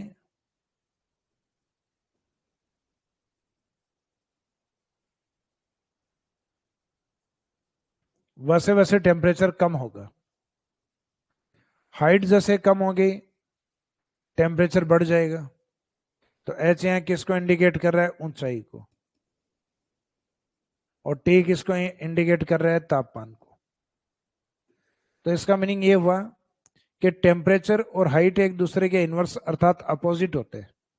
अगर हाइट बढ़ गई तो तापमान कम है, और हाइट कम हो गई तो तापमान बढ़ जाएगा। तो कारण क्या है, तो कारण ये है जैसे जैसे हम हाइट पर जाते हैं तो एक तो वाटर वेपर यानी जलवाष्प, और एक मुख्यतः कार्बन डाइऑक्साइड, इन दोनों की मात्रा हाइट पर कम हो जाती है। तो अधिक हाइट पर सामान्यतः ये आपके कम होंगे, जबकि कम हाइट वाला जो पार्ट होता है वहां पे कार्बन डाइऑक्साइड और ह्यूमिडिटी जनरली अपने अधिक होती है। जरूरी नहीं है हमेशा अधिक हो, लेकिन सामान्यतः कार्बन डाइऑक्साइड एक भारी गैस है, हैवी गैस होने के कारण ये मुख्यतः धरातल के निकट अधिक होती है। इस कारण ये टेम्परेचर पृथ्वी सतह के नजदीक को टेम्परेचर को बढ़ाती, इस बढ़ाने के कारण इसको ग्लोबल वार्मिंग गैस अर्थात हरित गृह गैस भी कहा जाता है। तो इसका मीनिंग वायुमंडल में टेम्परेचर बढ़ाने के दो मेन जो इफेक्टिव फैक्टर हैं वो कौन कौन से हैं, यानी प्रभावशाली कारक है वो कौन कौन से हैं, तो एक तो कार्बन डाइऑक्साइड और एक एटमॉस्फेयर में ह्यूमिडिटी। फॉर एग्जाम्पल आप अपने घर में बैठे हैं और अचानक आपको रूम में गर्मी लगी, आपने क्या किया, एसी ऑन किया। 5 या 10 मिनट बाद में आपको मौसम या जो क्लाइमेट है वो बढ़िया लगने लगता है। कारण क्योंकि आपके एटमॉस्फेयर या रूम के अंदर जो ह्यूमिडिटी थी, उस ह्यूमिडिटी को एसी ने क्या कर लिया, ऑब्जर्व कर लिया, सोख लिया। क्योंकि उस रूम का टेम्परेचर बढ़ाने वाले जो आर्द्रता के कण थे, वो आर्द्रता के कण जैसे ही एसी सोख लेगी तो टेम्परेचर को होल्ड करने वाले या तापमान को बढ़ाने वाले पार्टिकल्स ही नहीं है। तो जब पार्टिकल्स ही नहीं है तो इसका मीनिंग उसका टेम्परेचर नहीं बढ़ पाएगा। तो फिर धीरे धीरे रूम का टेम्परेचर क्या आ जाता है, कम आ जाता है। लेकिन जैसे ही आप एसी ऑफ करोगे तो ह्यूमिडिटी पार्टिकल्स फिर से बढ़ जाते हैं। यानी आर्द्रता कण जो अपने आसपास के जो क्लाइमेट है उस क्लाइमेट से वो शिफ्ट हो जाते हैं।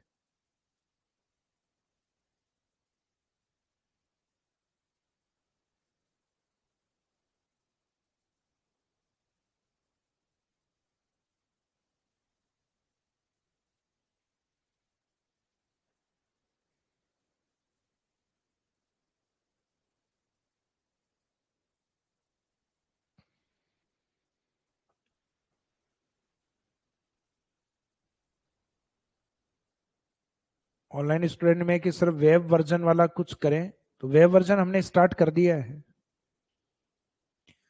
आप लैपटॉप में चलाइए, अगर कोई टेक्निकल प्रॉब्लम आपके आ रही है तो आप टीम से कांटेक्ट कर सकते हैं, जो आपको नंबर वेबसाइट पे अवेलेबल करवा रखे हैं उन नंबर पे आप कॉल, और कॉल नहीं है उठे तो आप उसके ऊपर व्हाट्सएप मैसेज कर दीजिएगा, तो टीम आपसे कांटेक्ट कर लेगी अगर किसी प्रकार के आपके इसमें वेब वर्जन के अंदर प्रॉब्लम आ रही है, क्योंकि वेब वर्जन स्टार्ट कर दिया गया आप लोगों का।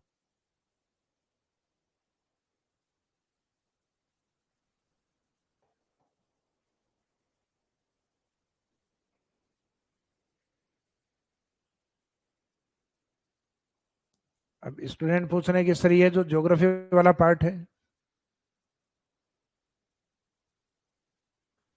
तो देखो lab assistant, college lecturer, RS exam, PSI exam, geography वाला जो पार्ट है वो आपका एज इट इज है लगभग। अब जैसे ही ज्योग्राफी आप इसमें, क्योंकि जो आपको पढ़ाई जा रही है वो ये मानिएगा आप कि राजस्थान के अपेक्स जो एग्जाम है, यानी सबसे जो टफेस्ट एग्जाम है उनके लिए ज्योग्राफी है।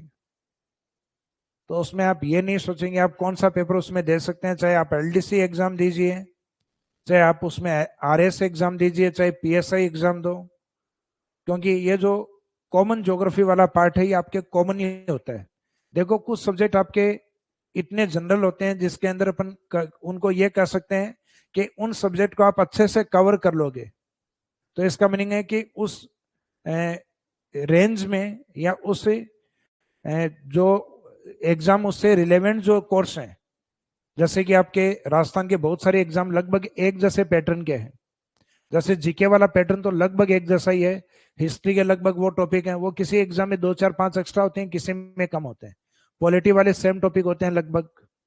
हाँ, किसी में हो सकता है स्टेट पॉलिटी नहीं हो, किसी में स्टेट पॉलिटी हो। बाकी आपके जो कॉन्स्टिट्यूट वाला जो पार्ट है, कॉन्स्टिट्यूशन वाला जो पार्ट है, संविधान वाला, वो लगभग सब में सेम है।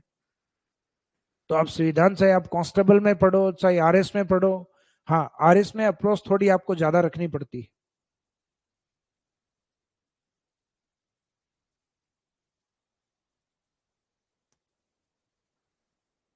क्वेश्चंस देखो ज्योग्राफी वाले जो आपको हैं वो जल्दी प्रोवाइड करवा दिए जाएंगे, उसमें बिल्कुल बेफिक्र रहिए।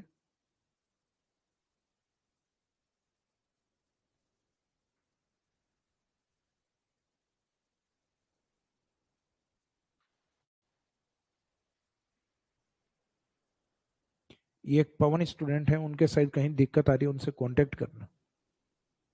सही हो गया। हाँ, ये आपका कांटेक्ट नंबर है वो हमने लिख लिया है इसमें। अगर वेब वर्जन में अगर कहीं दिक्कत आ रही है तो उसके अंदर सॉल्यूशन कर दिया जाएगा आपका।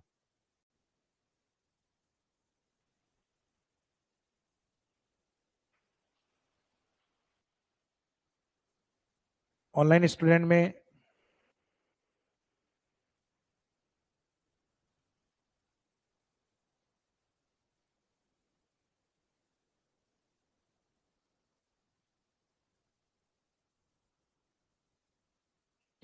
लैब असिस्टेंट के लिए करंट अफेयर मैगजीन, जैसे ही मैंने 30 तारीख के आसपास कहा था, मैंने कहा 30 के तुरंत बाद में आपको अवेलेबल हो जाएगा। तो 30 तारीख तो अपना महीना एंड होता है, तो उसमें लगभग 1 तारीख तक, क्योंकि इस महीने तक का जो लास्ट का करंट है वो आपके 30 इवनिंग तक या 1 तारीख के इवनिंग तक लिखवा के 2 तारीख तक आपका जो करंट वाला मैटर है उसको अपलोड करवा दिया जाएगा। और सिर्फ अपलोड ही नहीं करवाया जाएगा, करंट वाली क्लासेस भी आपकी स्टार्ट हो जाएंगी, वो शायद 3 को या 4 को। और वो नेक्स्ट अगले 4 या 5 दिन के अंदर जो पूरे महीने का जो करंट वाला पार्ट है उसको लगभग कंप्लीट करवा भी दिया जाएगा।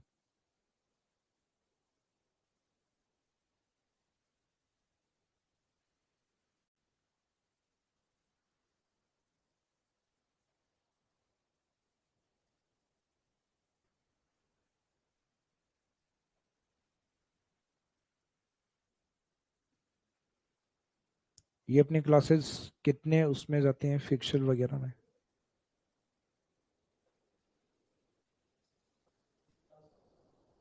240 में।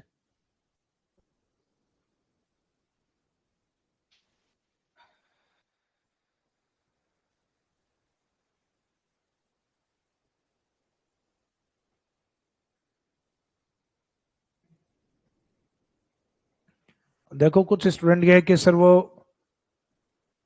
पीडीएफ जो मैं पीडीएफ जो अपलोड की जा रही हैं उन पीडीएफ को मैं डाउनलोड करवाऊं या राजस्थान ज्योग्राफी वाली बुक ले लूं?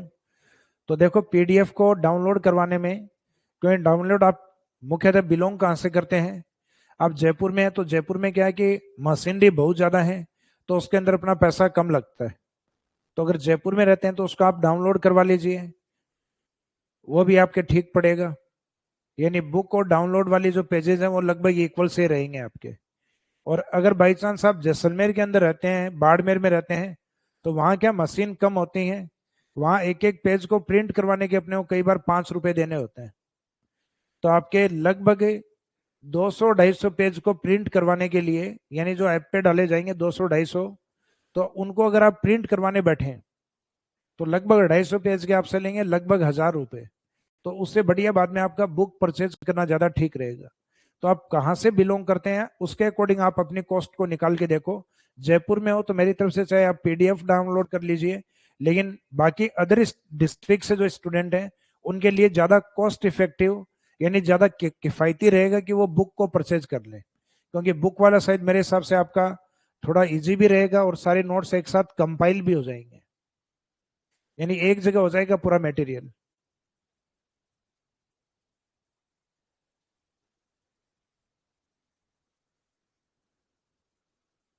ये देखो सामान्य समस्याएं हैं अपनी। तो आगे बढ़े हम, क्योंकि मैं भी कंटिन्यूस 1 घंटे बोलते बोलते थोड़ा बोर हो गया, तो 4-5 मिनट बातें हो गई अपनी। तो आगे कंटिन्यूस चलते हैं, क्योंकि अपनी क्लास जैसा ही मैंने कहा था कि मंडे से लगभग 2 घंटे रहेंगी। तो 2 घंटे वाला टाइम पीरियड है वो आज से आपका स्टार्ट हो गया है।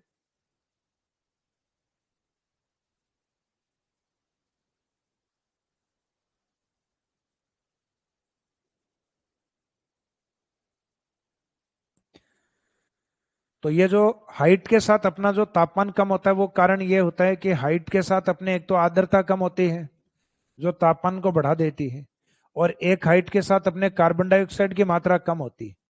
तो ये दो मेन फैक्टर हाइट पे कम होने के कारण टेम्परेचर जनरली कम होते हैं।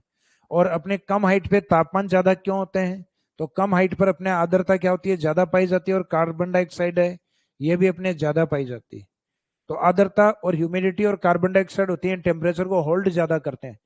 तो हाइट का इफेक्ट किसके किसके कारण होता है कि क्लाइमेट चेंज क्यों होता है?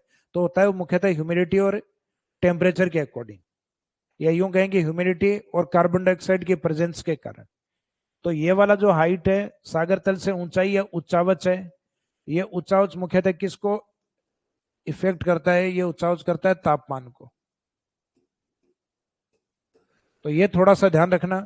जैसे for example Himalaya, mount Abu, Sirohi, ये पर्वतीय क्षेत्र ज्यादा ठंडे क्यों होते हैं? तो इनके ठंडे होने के पीछे रीजन यही होता है क्योंकि हाइट पर जाने पर अपने एक तो CO2 की मात्रा कम हो जाती है, हालांकि हाइट पर लगभग सभी गैसें कम हो जाती है। अगर सौरमंडल में अपन ऊपर की ओर जाते हैं तो ऊपर की ओर जाने पर जो मुख्यतः ऑक्सीजन है, नाइट्रोजन है, कार्बन डाइऑक्साइड है, इन्हीं सभी गैसों का अपन कह सकते हैं ऊपर की ओर जो आयतन या इन गैसों का यानी जो घेराव जो होता है जिस एरिया को कवर करती हैं वो धीरे धीरे कम होता चला जाता है। तो उसी तरीके से हाइट पर अपनी ह्यूमिडिटी भी कम होगी और कार्बन डाइऑक्साइड भी कम होती है।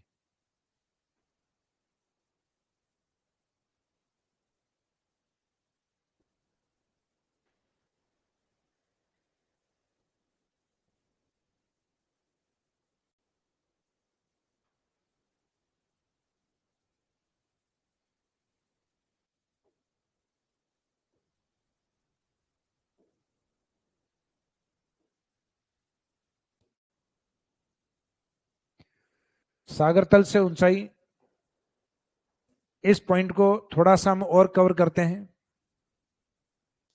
सागर तल का मीनिंग क्या लिया जाता है? आप समुद्र के किनारे पर हैं और समुद्र के अंदर ज्वार आया हुआ है, टाइड आया हुआ है। टाइड का मीनिंग है जब समुद्र का पानी थोड़ा ऊपर उठता है तो हम उसको कहते हैं टाइड। टाइड यानी ज्वार।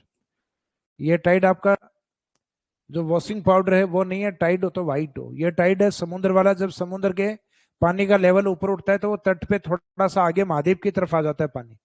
लेकिन जैसे ही पानी समुद्र लेवल में नीचे गिरता है तो ये जो लेवल है पानी का वो थोड़ा सा पीछे हट जाता है। इस वाली कंडीशन को एब कहा जाता है या लो टाइड कहा जाता है। एब यानी बाठा। सागरीय जल स्तर का निम्न स्तर पे पहुंचना या लो लेवल पे पहुंचना वो अपने आप में लो टाइड या लो टाइड या एब या बाठा कहलाता है। जब पानी ना तो बहुत अधिक तट की तरफ हो और ना बहुत पीछे की तरफ हो और ये एक एवरेज कंडीशन में रहे। एवरेज यानी दोनों के बीच में। तो उस कंडीशन को अपन कहते हैं सी लेवल। यानी ना तो समुद्र नीचे की तरफ और ना ऊपर की तरफ।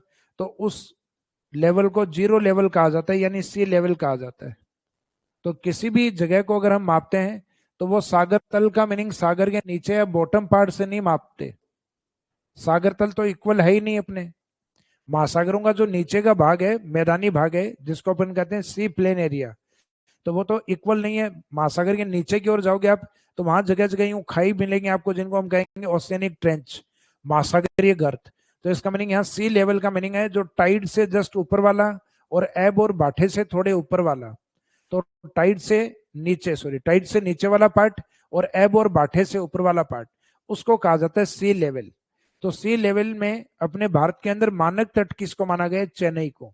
तो भारत में जितने भी अपने अल्टीट्यूड या हाइट वाले जो पार्ट हैं, जैसे अपने रेलवे स्टेशन के ऊपर लिखा रहता है सागर तल से इतनी ऊंचाई पर, किसी पुल या ब्रिज पे लिखा रहता है सागर तल से इतनी ऊंचाई पर, या फिर मुख्यतः किसी हिल स्टेशन के ऊपर लिखा रहता है कि सागर तल से इतनी ऊंचाई पर। तो उसका रीजन यही होता है कि उसका मापन है वो सी लेवल को जीरो मानते हुए उसके अकॉर्डिंग किया जाता है। तो ये वाला पार्ट अपना कंप्लीट हो गया कि सागर तल से ऊंचाई है, उस ऊंचाई का इफेक्ट किस पर होता है? तापमान के ऊपर। तो अभी तक हमने 3 पॉइंट कवर किए कि जलवायु है उसको प्रभावित करने वाले कारक। तो प्रभावित करने वाले कारक में एक तो अपने लेटीट्यूड यानी अक्षांश है, एक अपने सागर से दूरी जो ह्यूमिडिटी को प्रभावित करती है, डिस्टेंस फ्रॉम सी। सागर से दूरी के अलावा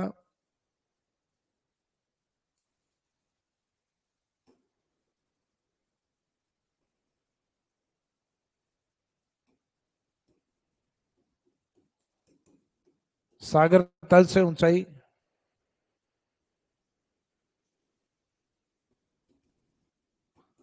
हाइट अबव सी लेवल, सागर तल से ऊंचाई, सागर से दूरी और लेटीट्यूड या अक्षांश। तो ये तीनों फैक्टर अभी तक जो करवाए समझ में आ गए। तो यहाँ ये याद रखना है कि अक्षांश प्रभावित करता है लेकिन लॉन्गिट्यूड या देशांतर जलवायु को प्रभावित नहीं करता। सागर से दूरी है वो प्रभावित करती है मुख्यतः ह्यूमिडिटी या आर्द्रता को। सागर तल से जो ऊंचाई है वो मुख्यतः प्रभावित किसको करती है? टेम्परेचर या तापमान को। इसके बाद में नेक्स्ट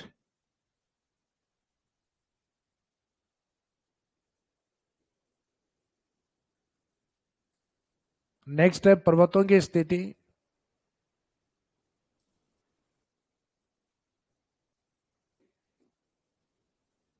पर्वतों की स्थिति एवं दिशा।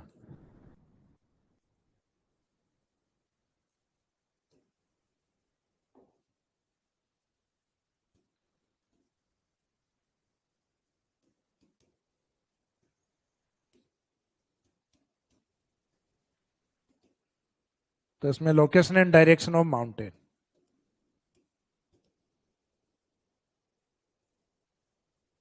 Location and direction of mountain, पर्वतों की स्थिति एवं दिशा। तो पर्वतों की स्थिति का मीनिंग क्या है? जैसे फॉर एग्जाम्पल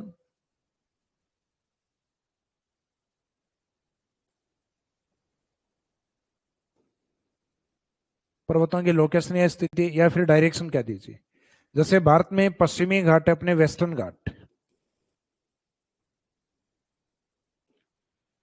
तो ये जो वेस्टर्न घाट वाला जो पार्ट है ये 0 डिग्री है। इसको क्रॉस करके जो हवाएं हैं ऊपर मानसूनी विंड्स के रूप में आती हैं और पश्चिमी घाट के पश्चिम में वर्षा करवाती हैं। तो कारण है पश्चिमी घाट है वो अवरोध के रूप में है, और अवरोध के रूप में इस कारण ये मानसून को रोकता है।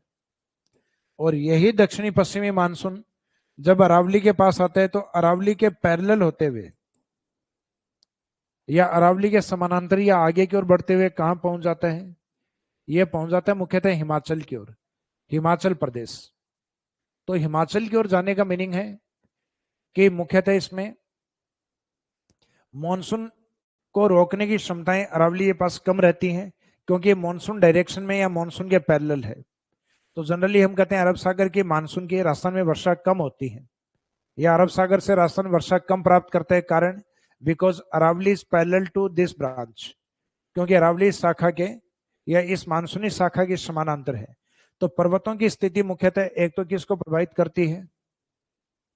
वर्षा की मात्रा को। और एक पर्वत जहां लोकेट होते हैं वहां उनकी हाइट के अकॉर्डिंग, जैसे फॉर एग्जांपल पर्वत जितनी अधिक हाइट पर होगा टेम्परेचर उतना ही क्या होगा? कम। माउंटेन जितने अधिक हाइट पर होंगे टेम्परेचर उतने ही क्या रहेंगे? टेम्परेचर उतने ही कम रहेंगे। तो वर्षा की मात्रा इसको प्रभावित करेंगे।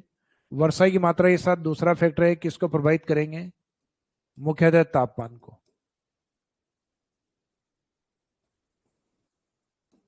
तो तापमान या रेनफॉल वाले पार्ट को, तो इसके अंदर ये मुख्यतः दो चीजें आपके, रेनफॉल एंड टेम्परेचर। तो ये ठीक से अपने को ध्यान रखना है। तो ये तापमान और वर्षा को किस तरीके से प्रभावित करेंगे समझ में आ गया कि जहां पर्वत अवरोध के रूप में रहेगा वहां मानसून को ज्यादा रोकेगा, और जहां समानांतर होगा वहां कम। जैसे आप इंडियन ज्योग्राफी में पढ़ते हैं तो ये चीजें सारी क्लियर हो जाती हैं, क्योंकि राजस्थान में तो माउंटेन केवल एक ही आता है, तो आप एक ही स्थिति को पढ़ पाते हैं। कारण ये वाला जो अरावली के समानांतर होने के कारण राजस्थान में मानसून का इफेक्ट कम रहता है। लेकिन भारत के पश्चिमी घाट, महाराष्ट्र में, कर्नाटक में, केरल में, इनके पश्चिमी भाग में वर्षा अधिक क्यों होती है? क्योंकि यह मुख्यतः मानसून के अवरोध के रूप में है। तो इसका मीनिंग आपके पर्वतों की स्थिति कैसी है तो वो किसको प्रभावित करेगी? वर्षा की मात्रा को। और फिर आपके माउंटेन्स की हाइट कैसी है, यानी जहां लोकेट है वो किस हाइट के अकॉर्डिंग है, तो जितने अधिक हाइट के साथ होंगे वो टेम्परेचर को भी प्रभावित करेंगे। तो माउंटेन्स का इफेक्ट होता है एक तो वर्षा पर और एक दूसरा तापमान के ऊपर, यानी रेनफॉल एंड टेम्परेचर। तो अगर ये भी आए कि पर्वत है, अपने को इसमें सिर्फ इतना सोचना है कि अपने को एग्जाम में अपने जो फैक्टर दिए हुए आए उनके ऊपर ये सोचना है कि वास्तव में क्या ये क्लाइमेट को प्रभावित करता है। जैसे कोई अक्षांश है तो हम 0 डिग्री पे हैं या भूमध्य मुख्यतः पोलर पे हैं, ध्रुवों पे हैं, तो क्या अक्षांश से स्थिति जलवायु को प्रभावित करेगी? बिल्कुल करेगी। आप 0 डिग्री पे हो तो उष्ण जलवायु ट्रॉपिकल है, और अगर आप पोलर पे चले गए ध्रुवों पे तो आपकी शीत जलवायु होगी। फिर समुद्र से दूरी क्या क्लाइमेट को प्रभावित करती है? बिल्कुल करती है। समुद्र के निकट जो होते हैं वहां का क्लाइमेट में ह्यूमिडिटी या आर्द्रता ज्यादा होती है, जबकि लैंड पार्ट या कॉन्टिनेंटल एरिया की ओर आने पर, यानी स्थल या महाद्वीप की ओर आने पर क्लाइमेट में ह्यूमिडिटी कम होती है और ड्राइनेस ज्यादा बढ़ जाती है, आर्द्रता कम हो जाती है, जबकि शुष्क दशाएं बढ़ जाती हैं। फिर समुद्र तल से हाइट का क्या इफेक्ट है? तो समुद्र तल से हाइट का इफेक्ट टेम्परेचर पे होता है। कि आप हाइट पर जाते हैं तो वहां पे एक तो ह्यूमिडिटी और एक कार्बन डाइऑक्साइड की मात्रा कम हो जाती है जो तापमान को अवशोषित करती है। तो तापमान को अवशोषित करने वाले पार्ट जहां कम होंगे तो इसका मीनिंग वहां पे टेम्परेचर टेम्परेचर वहां कम हो जाएगा। और जहां टेम्परेचर को होल्ड करने वाले पार्ट ज्यादा होंगे, जैसे मुख्यतः कम हाइट पर ये पार्ट ज्यादा होते हैं, तो वहां टेम्परेचर जनरली अपने क्या होते हैं? तो तापमान अपने बढ़ जाते हैं।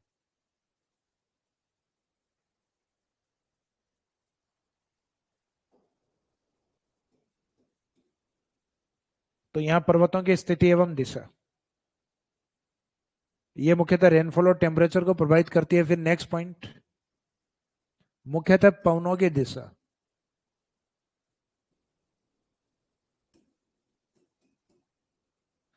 पवनों की दिशा का मीनिंग हम ये भी ले सकते हैं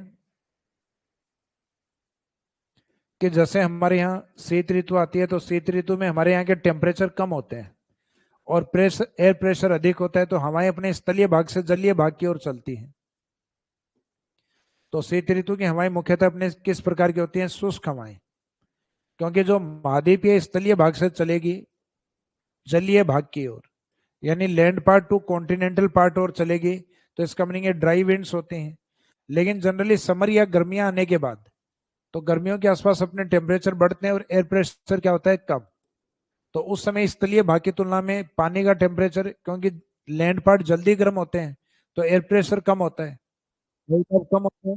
जबकि सी पार्ट या समुद्र में सामान्यतः तापमान यहाँ की तुलना में तापमान थोड़े से कम होते हैं, और तापमान कम होते हैं तो इसका मीनिंग वहां का एयर प्रेशर ज्यादा होता है।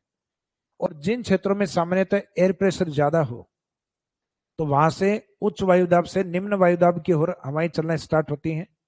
तो हम जनरली ये देखते हैं कि पवनों की दिशा है वो ग्रीष्मकालीन मानसून के पास में समुद्र से और स्थलीय भाग की ओर शिफ्ट होती है, क्योंकि ये हाई एयर प्रेशर होता है, पानी धीरे धीरे गर्म होता है, इसका मीनिंग उनका टेम्परेचर पानी का कम होता है, और टेम्परेचर कम होता है तो वायुदाब जनरली क्या होता है, अधिक।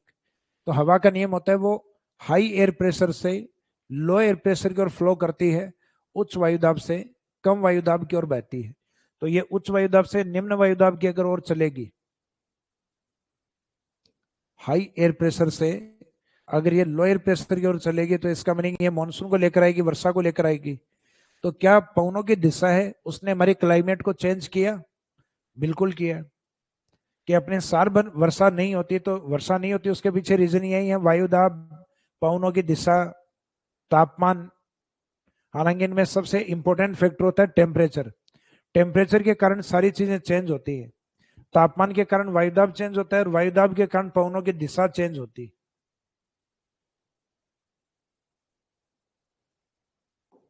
तो इसका मीनिंग पवन भी अगर आए जलवायु को प्रभावित करने वाले कारक में, तो पवन को भी लेना है, पवनों की दिशा को, डायरेक्शन ऑफ विंड्स को।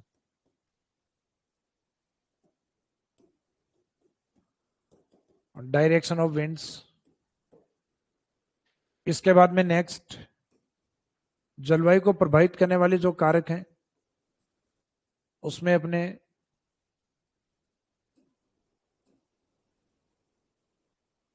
उच्च वायुमंडलीय,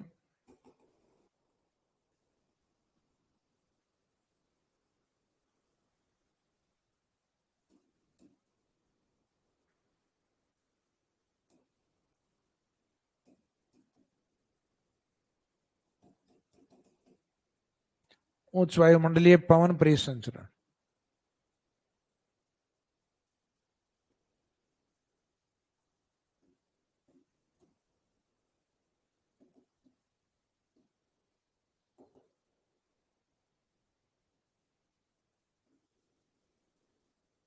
तो इसमें अपर एयर सर्कुलेशन, अपर एयर सर्कुलेशन का मीनिंग है जेट स्ट्रीम।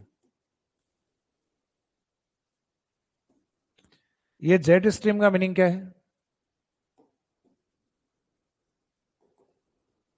अपनी पृथ्वी के ऊपर कुछ फिक्स विंड्स होती हैं, स्थायी पवनें होती हैं, 0 डिग्री के निकट सामान्यतः तापमान अधिक होता है, भूमध्य रेखा के निकट तो तापमान अधिक होने का मीनिंग है वायुदाब का कम होना। तो दोनों गोलार्ध से 0 डिग्री की ओर हवाएं आती हैं जिनको हम कहते हैं ट्रेड विंड्स, व्यापारिक पवनें। ये होती है ट्रेड विंड्स या व्यापारिक पवन।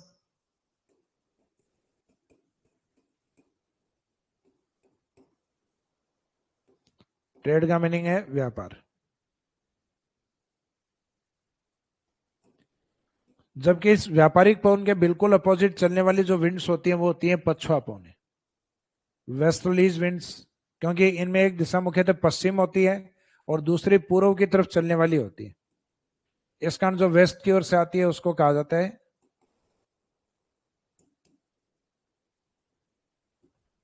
वेस्टर्लीज, अर्थात पछुआ पवनें। फिर पछुआ पवनों के ऊपर की ओर ध्रुवीय क्षेत्रों से आने वाली, जो शीत क्षेत्र से आने वाली हैं वो ध्रुवीय पवनें होती हैं, जो लगभग व्यापारिक पवनों की दिशा में होती हैं। तो इनको नाम दिया जाता है polar winds.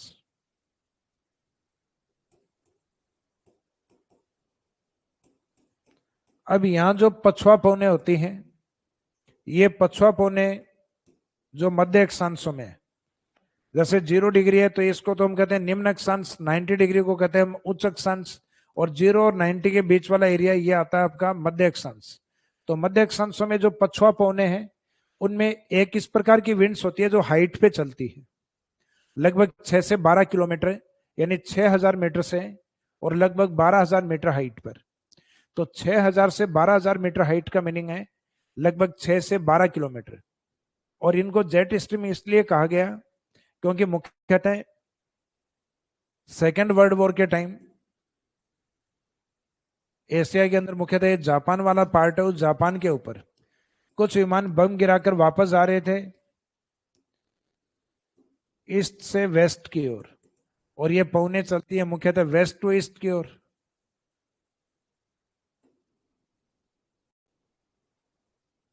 Waste to east की ओर।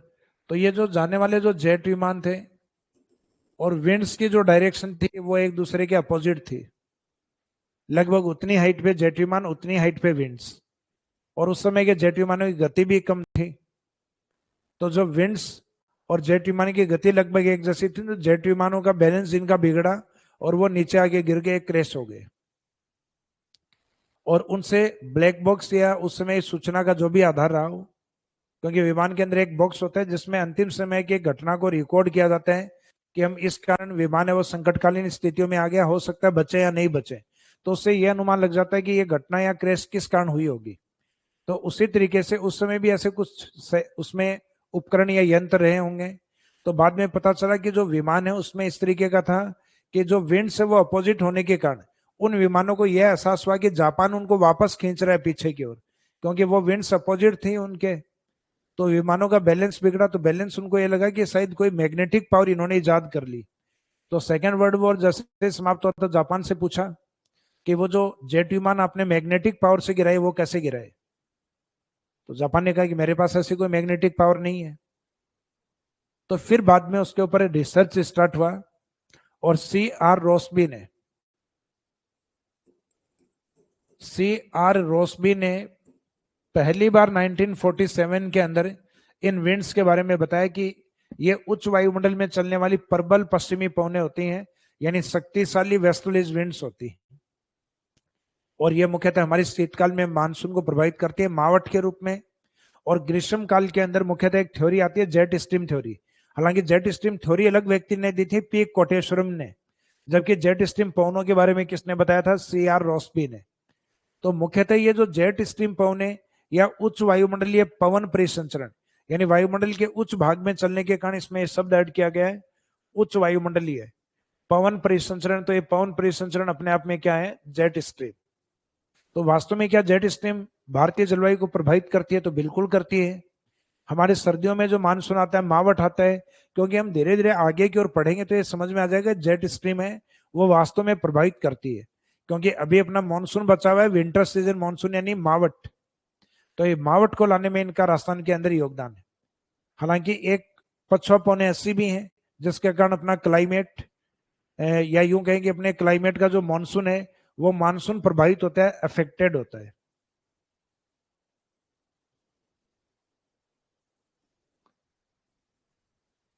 कि सर ये वेस्टर्न डिस्टरबेंस, बिल्कुल इनको वेस्टर्न डिस्टरबेंस भी कहा जाता है।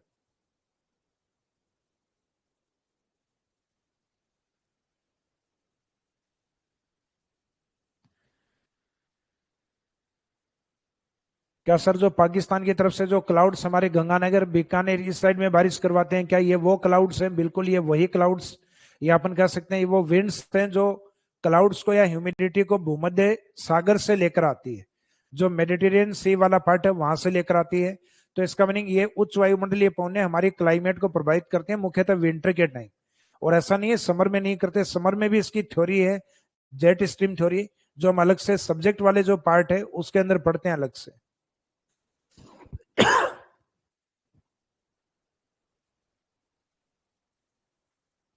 बिल्कुल ये मेडिटेरियन सी से आने वाली जो साइक्लोनिक कंडीशन होती हैं वो साइक्लोनिक कंडीशन ही होती है। तो क्या उच्च वायुमंडलीय पवनें अर्थात जेट स्ट्रीम है वो अपनी क्लाइमेट को प्रभावित करती हैं? तो बिल्कुल करती हैं। इनके बारे में हम पढ़ेंगे आगे शीत ऋतु के अंदर।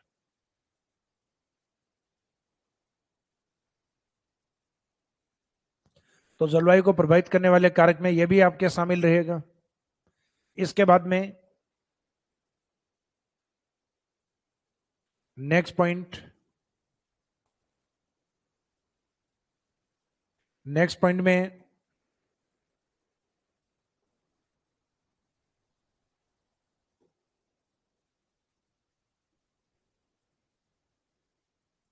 महासागरीय जलधाराएं।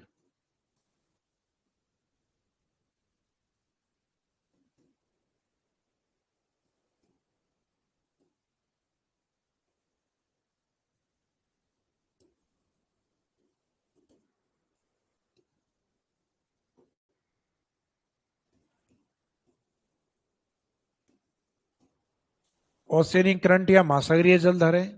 महासागरीय जलधाराओं का मीनिंग क्या है? महासागरीय जलधाराओं का मीनिंग ये है, जैसे फॉर एग्जांपल आप अफ्रीका के अंदर हो, और अफ्रीका के अंदर आप देखते हो कि अफ्रीका का पश्चिमी भाग जहां सहारा डेजर्ट है, अफ्रीका के सदन की ओर जहां नामीब का डेजर्ट, जहां कालाहारी डेजर्ट है, तो ये वाले जो डेजर्ट है वो मुख्यतः इस प्रकार की जगह हैं जो 0 डिग्री के निकट है। यानी जिन एरिया में टेम्परेचर सामान्यतः लैंड पार्ट की ओर टेम्परेचर ज्यादा होते हैं इन मरुस्थलों के अंदर, लेकिन उसके बावजूद भी समुद्र की ओर से हवाएं इनकी तरफ नहीं आती। तो कारण यहाँ यह है कि जो आपका अटलांटिक ओशियन है, ये इसमें ऊपर से नीचे की ओर आने वाली, यानी पहले भूमध्य रेखा से ध्रुवों की ओर जाती है, और फिर ध्रुवों से वापस आने वाली महासागरीय जलधाराएं होती हैं। और वो महासागरीय जलधारा जो 0 डिग्री से 90 डिग्री की ओर जाती है ध्रुवों की ओर, वह किस प्रकार की होती है? गर्म। और जो ध्रुवों से वापस आती है वो किस प्रकार की होती है? कोल्ड करंट होती है, ठंडी जलधाराएं होती है। तो ये तो सामान्य सी बात है कि जो 0 डिग्री से जाएगी भूमध्य रेखा से, वो गर्म होगी, ध्रुवों की ओर तरफ जाती है जो, और ध्रुवों से वापस लौटेगी वो कैसी होगी? तो ध्रुव यानी पोलर एरिया, शीत एरिया, तो शीत एरिया से लौटेगी वो कोल्ड करंट्स होती है। तो मुख्यतः अफ्रीका का जो उत्तरी भाग है उसके पश्चिमी तट पर यहाँ एक द्वीप आता है समुद्र में, कैनारी द्वीप। तो कैनारी द्वीप के निकट जो जल धारा है उसको कैनारी धारा या कनारी की धारा कहा जाता है। और ये कनारी की धारा अपने आप में ठंडी जल धारा है। जैसे ही 0 डिग्री के नीचे वाला भाग है, वहां से भी एंटी क्लॉकवाइज एक जल धारा चलती है जो ध्रुवों की तरफ जाती है, उस समय गर्म होगी, और ध्रुवों से वापस लौटेगी तब ठंडी होगी। और उस ठंडी जल धारा का नाम है बेंगुला करंट। तो बगुला से याद रख लेना, तो बगुला से बेंगुला करंट। तो जो बेंगुला करंट है वो मुख्यतः नामीब और कालाहारी डेजर्ट है उसके तटीय क्षेत्र में पाई जाती है बेंगुला।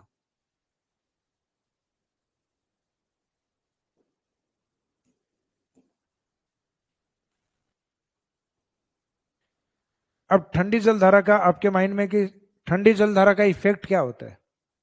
आपको ध्यान है कि समुद्र के अंदर जहां तापमान कम होते हैं वहां वाष्पीकरण कम हो पाते हैं, वहां समुद्र की इवेपोरेशन जो कैपेसिटी होती है, वाष्पीकरण की दर होती है, वो कम हो जाती है।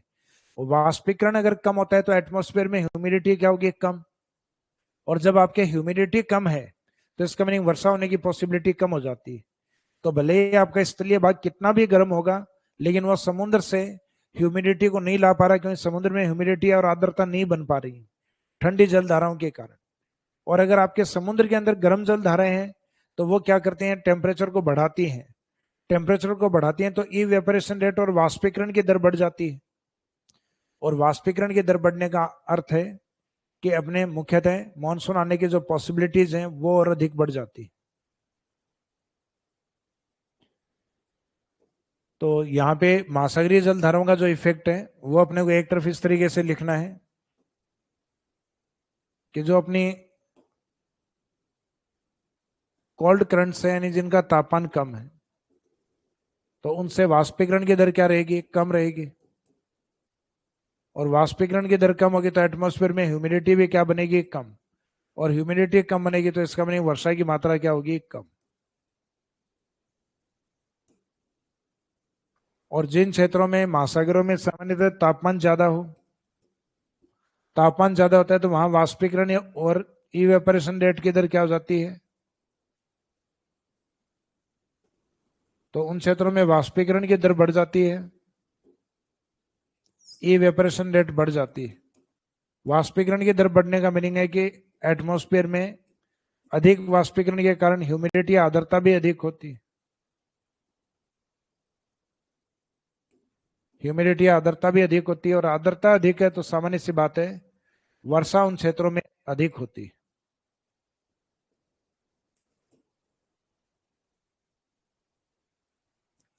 तो ये इफेक्ट होता है। यहाँ एक बार एरो अगर ऊपर होने लग गए तो सारे ऊपरी रहेंगे। फिर तापमान अधिक है तो वाष्पीकरण अधिक होगा, वाष्पीकरण अधिक होगा तो एटमॉस्फेयर में ह्यूमिडिटी अधिक होगी, और ह्यूमिडिटी और आर्द्रता अधिक है तो वर्षा अधिक होगी। और एक बार एरो नीचे होने लग गए समुद्री जल धाराओं के अंदर कि वहां उनका टेम्परेचर कम है तो वाष्पीकरण की दर कम होगी, वाष्पीकरण कम होगा तो ह्यूमिडिटी कम होगी, और ह्यूमिडिटी कम होगा तो रेनफॉल कम होगी। तो ये अपने अच्छा है कि हिंद महासागर के अंदर नॉर्थ वाली जितनी जल धाराएं वो सब गर्म जल धाराएं, हॉट करंट है। तो इस कारण भारत के हिंद महासागर के पास में सामान्यतः टेम्परेचर अधिक होने के कारण, हॉट करंट्स के कारण ह्यूमिडिटी अधिक होती है, कारण क्योंकि इवेपोरेशन रेट अच्छी होती है, वाष्पीकरण अधिक होता है, और वाष्पीकरण और ह्यूमिडिटी के कारण मुख्यतः रेनफॉल भी अच्छी आती है। इस कारण भारतीय जलवायु को जनरली हम कहते हैं मॉनसूनी क्लाइमेट। तो मॉनसूनी क्लाइमेट के पीछे भी रीजन है। तो ये जलवायु को प्रभावित करने वाले अपने जो मेन फैक्टर या कारक थे ये कंप्लीट हो गए। तो ये कारक किस तरीके से प्रभावित करते हैं समझ में आ गया। हालांकि इसमें एक आधा जो फैक्टर एग्जाम में गलत लिखा जाएगा, तो एक तो जनरली ट्रेंड होता है देशांतर को देना, तो आप देशांतर देखते ही पहचान जाना कि देशांतर है वो जलवायु को प्रभावित नहीं करेंगे। तो अपने इस चैप्टर के जो 5 पार्ट अपने को कवर करने हैं उसमें 3 पार्ट कंप्लीट हो चुके हैं। एक तो मीनिंग ऑफ क्लाइमेट या जलवायु का अर्थ क्या होता है, तो पृथ्वी के चारों ओर वायुमंडल के अंदर एटमॉस्फेयर में जो दीर्घकालिक घटना है उनको जलवायु कहा जाता है। फिर आसन की जलवायु कैसी है, तो उसमें 3-4 शब्द यूज किए थे। टेम्परेचर के अकॉर्डिंग सब ट्रॉपिकल या उपोष्ण प्रकार की जलवायु है, सब ट्रॉपिकल उपोष्ण प्रकार की जलवायु है। वर्षा की मात्रा के अकॉर्डिंग ये जनरली शुष्क यानी मरुस्थल तुल्य जलवायु है। महाद्वीपीय जलवायु होने के कारण इसको हम डायनेमिक या विषम जलवायु कहते हैं।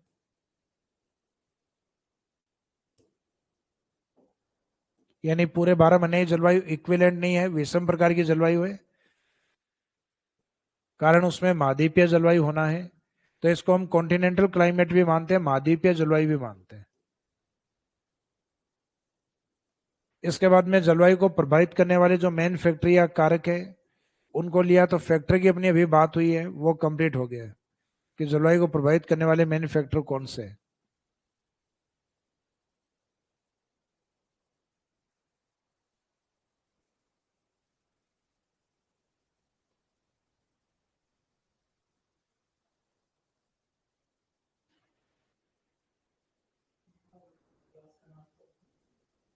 देखो जितनी भी क्लासेज हैं उनके ऊपर उनके नाम मेंशन है ऑलरेडी। जैसे फिजिकल डिवीजन है तो फिजिकल डिवीजन में भी अलग अलग लिखा हुआ है। जैसे डेजर्ट वाली है तो डेजर्ट लिखा हुआ है, उसमें अगर हाड़ौती की क्लास है, सॉरी हाड़ौती फिजिकल डिवीजन है तो उसमें हाड़ौती लिखा हुआ है। चैप्टर में भी अलग अलग पार्ट डिवाइड है ना अपने।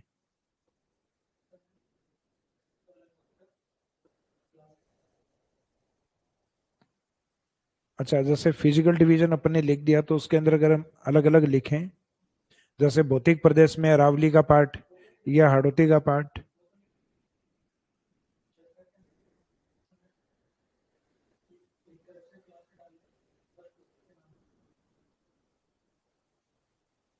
आपके जो चैप्टर के नाम है वो लगभग जैसे फिजिकल डिवीजन है तो फिजिकल डिवीजन वाली आपके नंबर सीक्वेंस उसमें दिए हुए हैं, नंबर सीक्वेंस हैं अपने 1 2 3 4 उसमें। तो उसमें आपके डेट वगैरह, डेट के अलावा उसमें नंबर भी ऑप्शन में वो कर देना उसमें आगे।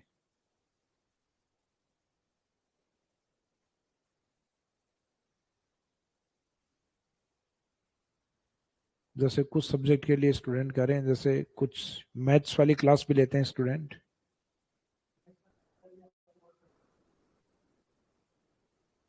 ठीक है।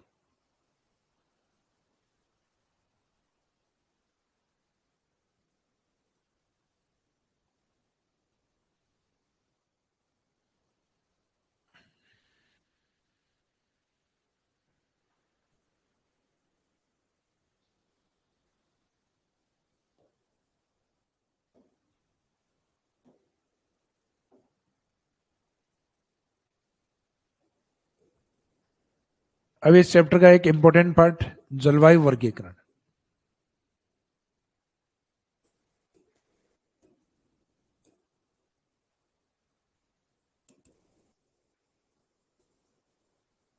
Climate classification.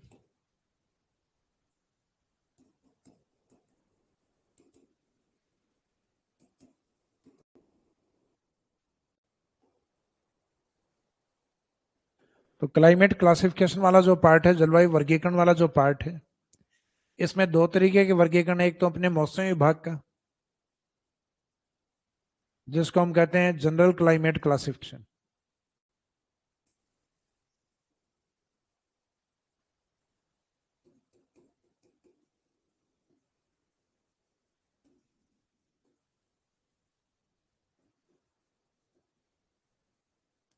यानी सामान्य जलवायु वर्गीकरण।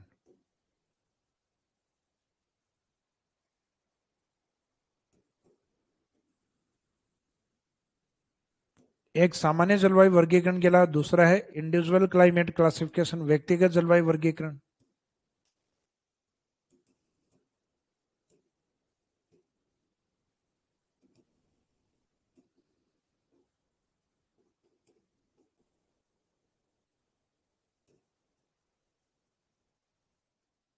इंडिविजुअल क्लाइमेट क्लासिफिकेशन, व्यक्तिगत जलवायु वर्गीकरण।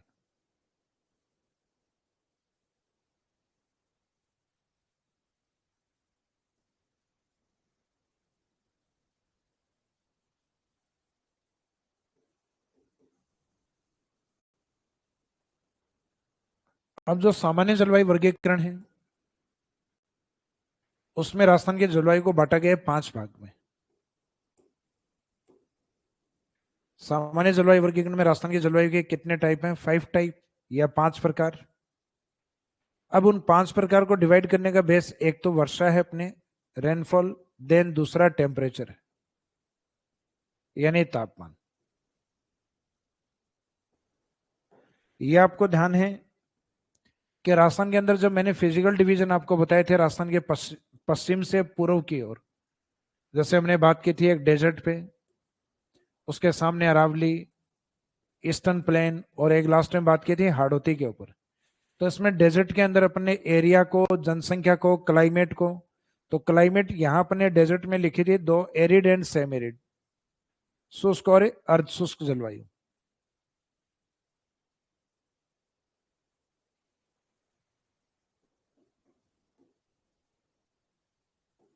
Arid and same arid. फिर अरावली में मैदानी भाग में वर्षा होती है आर्द्र, उससे कम अरावली में मानिए उसको लिखा उपार्द्र। जबकि हाड़ौती में एवरेज से भी अधिक होती है, तो एवरेज से अधिक यानी आदर्श से अधिक को हम क्या बोलेंगे? अति आर्द्र, वेरी ह्यूमिड टाइप। तो इस तरीके से अपनी जो क्लाइमेट है उसके फिजिकल डिवीजन है, भौतिक प्रदेश है 4 और उसके क्लाइमेट जोन कितने हैं? 5। यहां जो शब्द हमने यूज किया, शुष्क, अर्ध शुष्क, उपाद्र, आर्द्र, अति आर्द्र, ये शब्द आपके वर्षा को इंडिकेट करते हैं। किसी एरिया को शुष्क या एरिड करने का मीनिंग वर्षा कम है, किसी एरिया को वेरी ह्यूमिड या अदर करने का मीनिंग है वर्षा अधिक है। तो इसका मीनिंग एक बेस तो क्या हो गया आपका? वर्षा। और जहां वर्षा है तो उसके पीछे मेन फैक्टर टेम्परेचर होता है। जैसे जनरली अपने ग्रामीण क्षेत्र के लोगों को भी ध्यान है, जब गर्मियां होंगी तो ही मानसून आएगा। कारण है क्योंकि गर्मी होगी तभी इवेपोरेशन या वाष्पीकरण की दर बढ़ेगी, और वाष्पीकरण की दर बढ़ेगी तब ह्यूमिडिटी बढ़ जाएगी अपने एटमॉस्फेयर में, और ह्यूमिडिटी बढ़ने का मीनिंग क्लाउड्स का बनना और वर्षा का होना। तो इसका मीनिंग है कि जहां वर्षा है बेस, तो इसका मीनिंग उसके पीछे टेम्परेचर भी रहेगा। तो राजस्थान की सामान्य जलवायु के अंदर अपने फिजिकल डिवीजन तो हैं 4, और सामान्य जो क्लाइमेट जोन है, जलवायु प्रदेश है, वो कितने हैं? 5। तो सामान्य जलवायु वर्गीकरण में राजस्थान की जलवायु कितने प्रकार की है? 5 प्रकार की। उसका बेस है रेनफॉल एंड टेम्परेचर, वर्षा और तापमान। जब हम बात करते हैं व्यक्तिगत वर्गीकरण में, तो व्यक्तिगत वर्गीकरण में 3 नाम आते हैं अपने सामने। एक आते हैं कोपेन, जर्मनी से थे। एक आते हैं ट्रीवार्था, और एक आते हैं थॉर्नथवेट। थॉर्नथवेट में हालांकि डायरेक्ट थॉर्नवेट भी लिखा जाता है इनको, बाकी सही शब्द आगे वापस आ जाता है और यूज होता है, इस कारण इनको कहते हैं थॉर्नथवेट।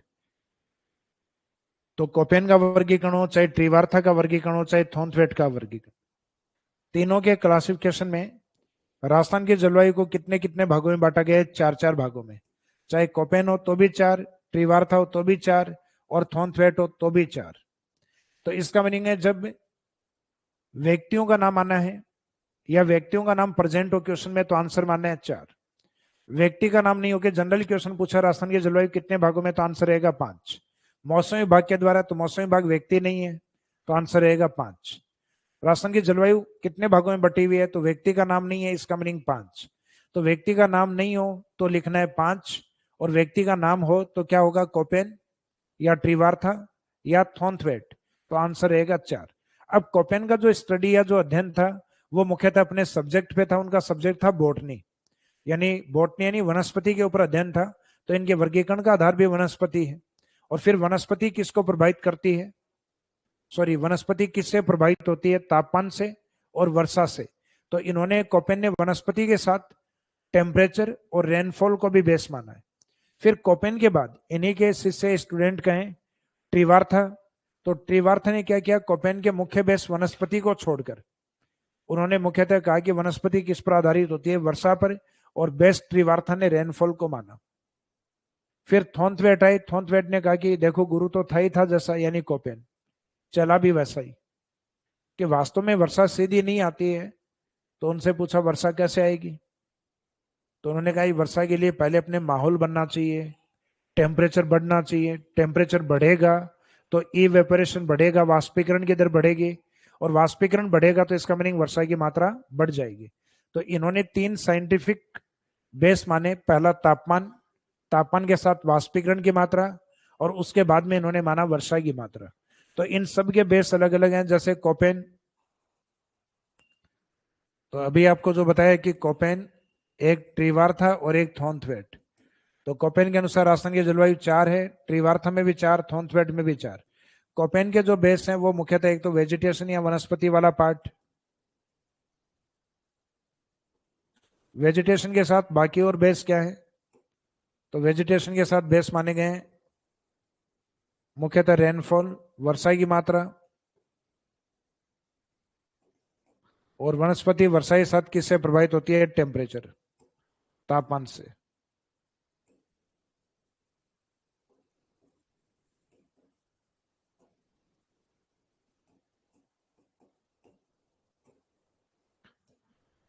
फिर जो ट्रिवार्थ हैं, तो ट्रिवार्था के अकॉर्डिंग जो वर्षा का आधार है वो क्या है, क्लाइमेट का जो आधार है वो क्या है, वर्षा। तो इनके अकॉर्डिंग मेन जो बेस है वो रेनफॉल है। जबकि थॉर्नथवेट के अकॉर्डिंग, तो थॉर्नथवेट ने कहा पहले तापमान होगा, तापमान जितना होगा उसके अकॉर्डिंग क्या होगा, वाष्पीकरण की मात्रा होगी, एंड जिस तरीके से टेम्परेचर होगा उसके अकॉर्डिंग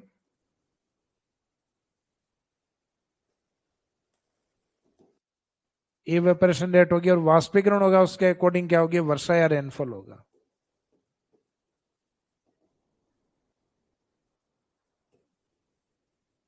उसके अकॉर्डिंग क्या होगा, रेनफॉल या वर्षा की मात्रा होगी।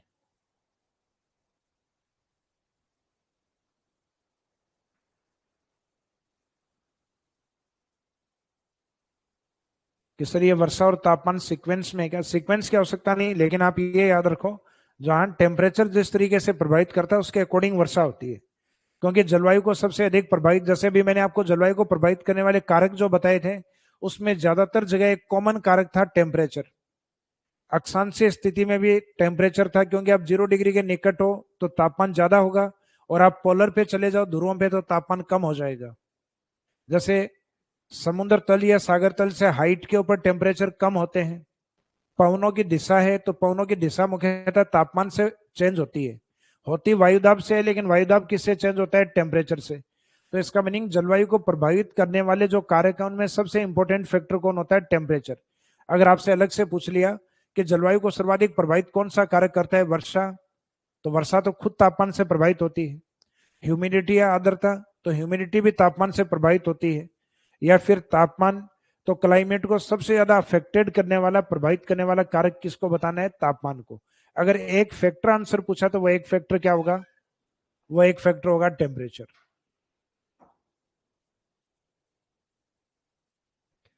तो ये अपने जो सामान्य जलवायु वर्गीकरण है उसमें तो अपने जलवायु प्रकार कितने हैं, जब व्यक्तियों का नाम नहीं आता वहां तो 5 है, और उसमें बेस आपका वर्षा और तापमान,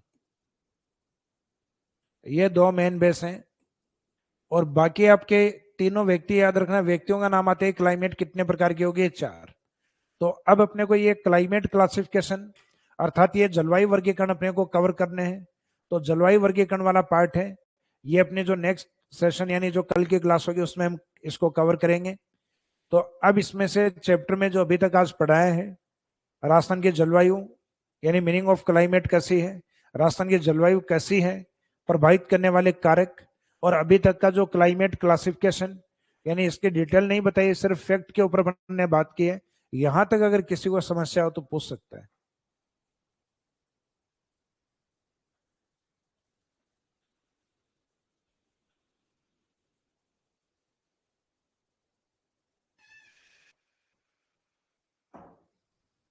सर नोट्स नहीं मिल रहे, कौन से स्टूडेंट्स को नोट्स नहीं मिल रहे अभी?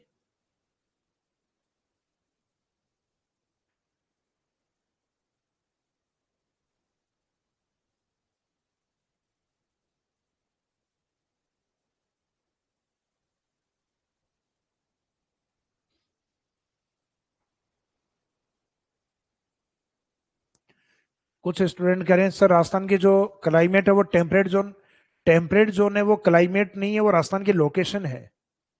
कि राजस्थान की स्थिति है वो तो शीतोष्ण कटिबंधीय है, लेकिन जलवायु है वो सब ट्रॉपिकल है।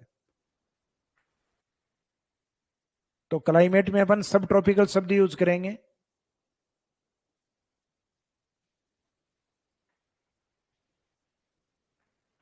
राजस्थान की जलवायु को ओशियनिक करंट्स अफेक्टेड या प्रभावित करती हैं, बिल्कुल करती हैं। जैसे अपने यहाँ जो मानसून आता है उस मानसून को प्रभावित करने वाली समुद्री जलधाराएं, जैसे प्रशांत महासागर की जलधाराएं, वो हमारे मानसून को प्रभावित करती हैं, जैसे अल नीनो और ला नीनो। जिस साल अपने मानसून ज्यादा अफेक्टेड रहता है, प्रभावी रहता है, तो हम कहते हैं कि उस साल ला नीना का इफेक्ट रहा है। ला यानी बारिश को ला। तो उसको इस तरीके से याद रखना है, जब मानसून ज्यादा प्रभावशाली और टाइम पर आ जाए तो हम उसको कहेंगे ला नीना। और जो मानसून को वीक करती है यानी लेस इफेक्टिव मानसून और देरी से जब मानसून आता है तो इसका मीनिंग इफेक्ट होता है एल नीनो का। तो एल नीनो हमारे लिए नुकसानदायक होती है।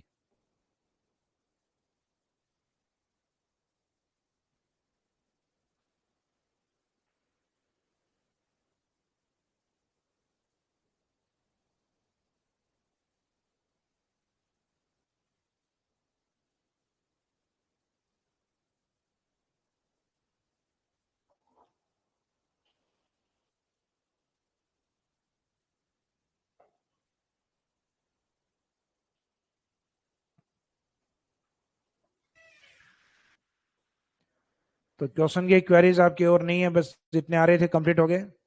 बाकी कुछ होंगे तो कल की क्लास में हम कवर कर लेंगे। तो आज के इस सेशन को यहीं कंप्लीट करते हैं। Thank you.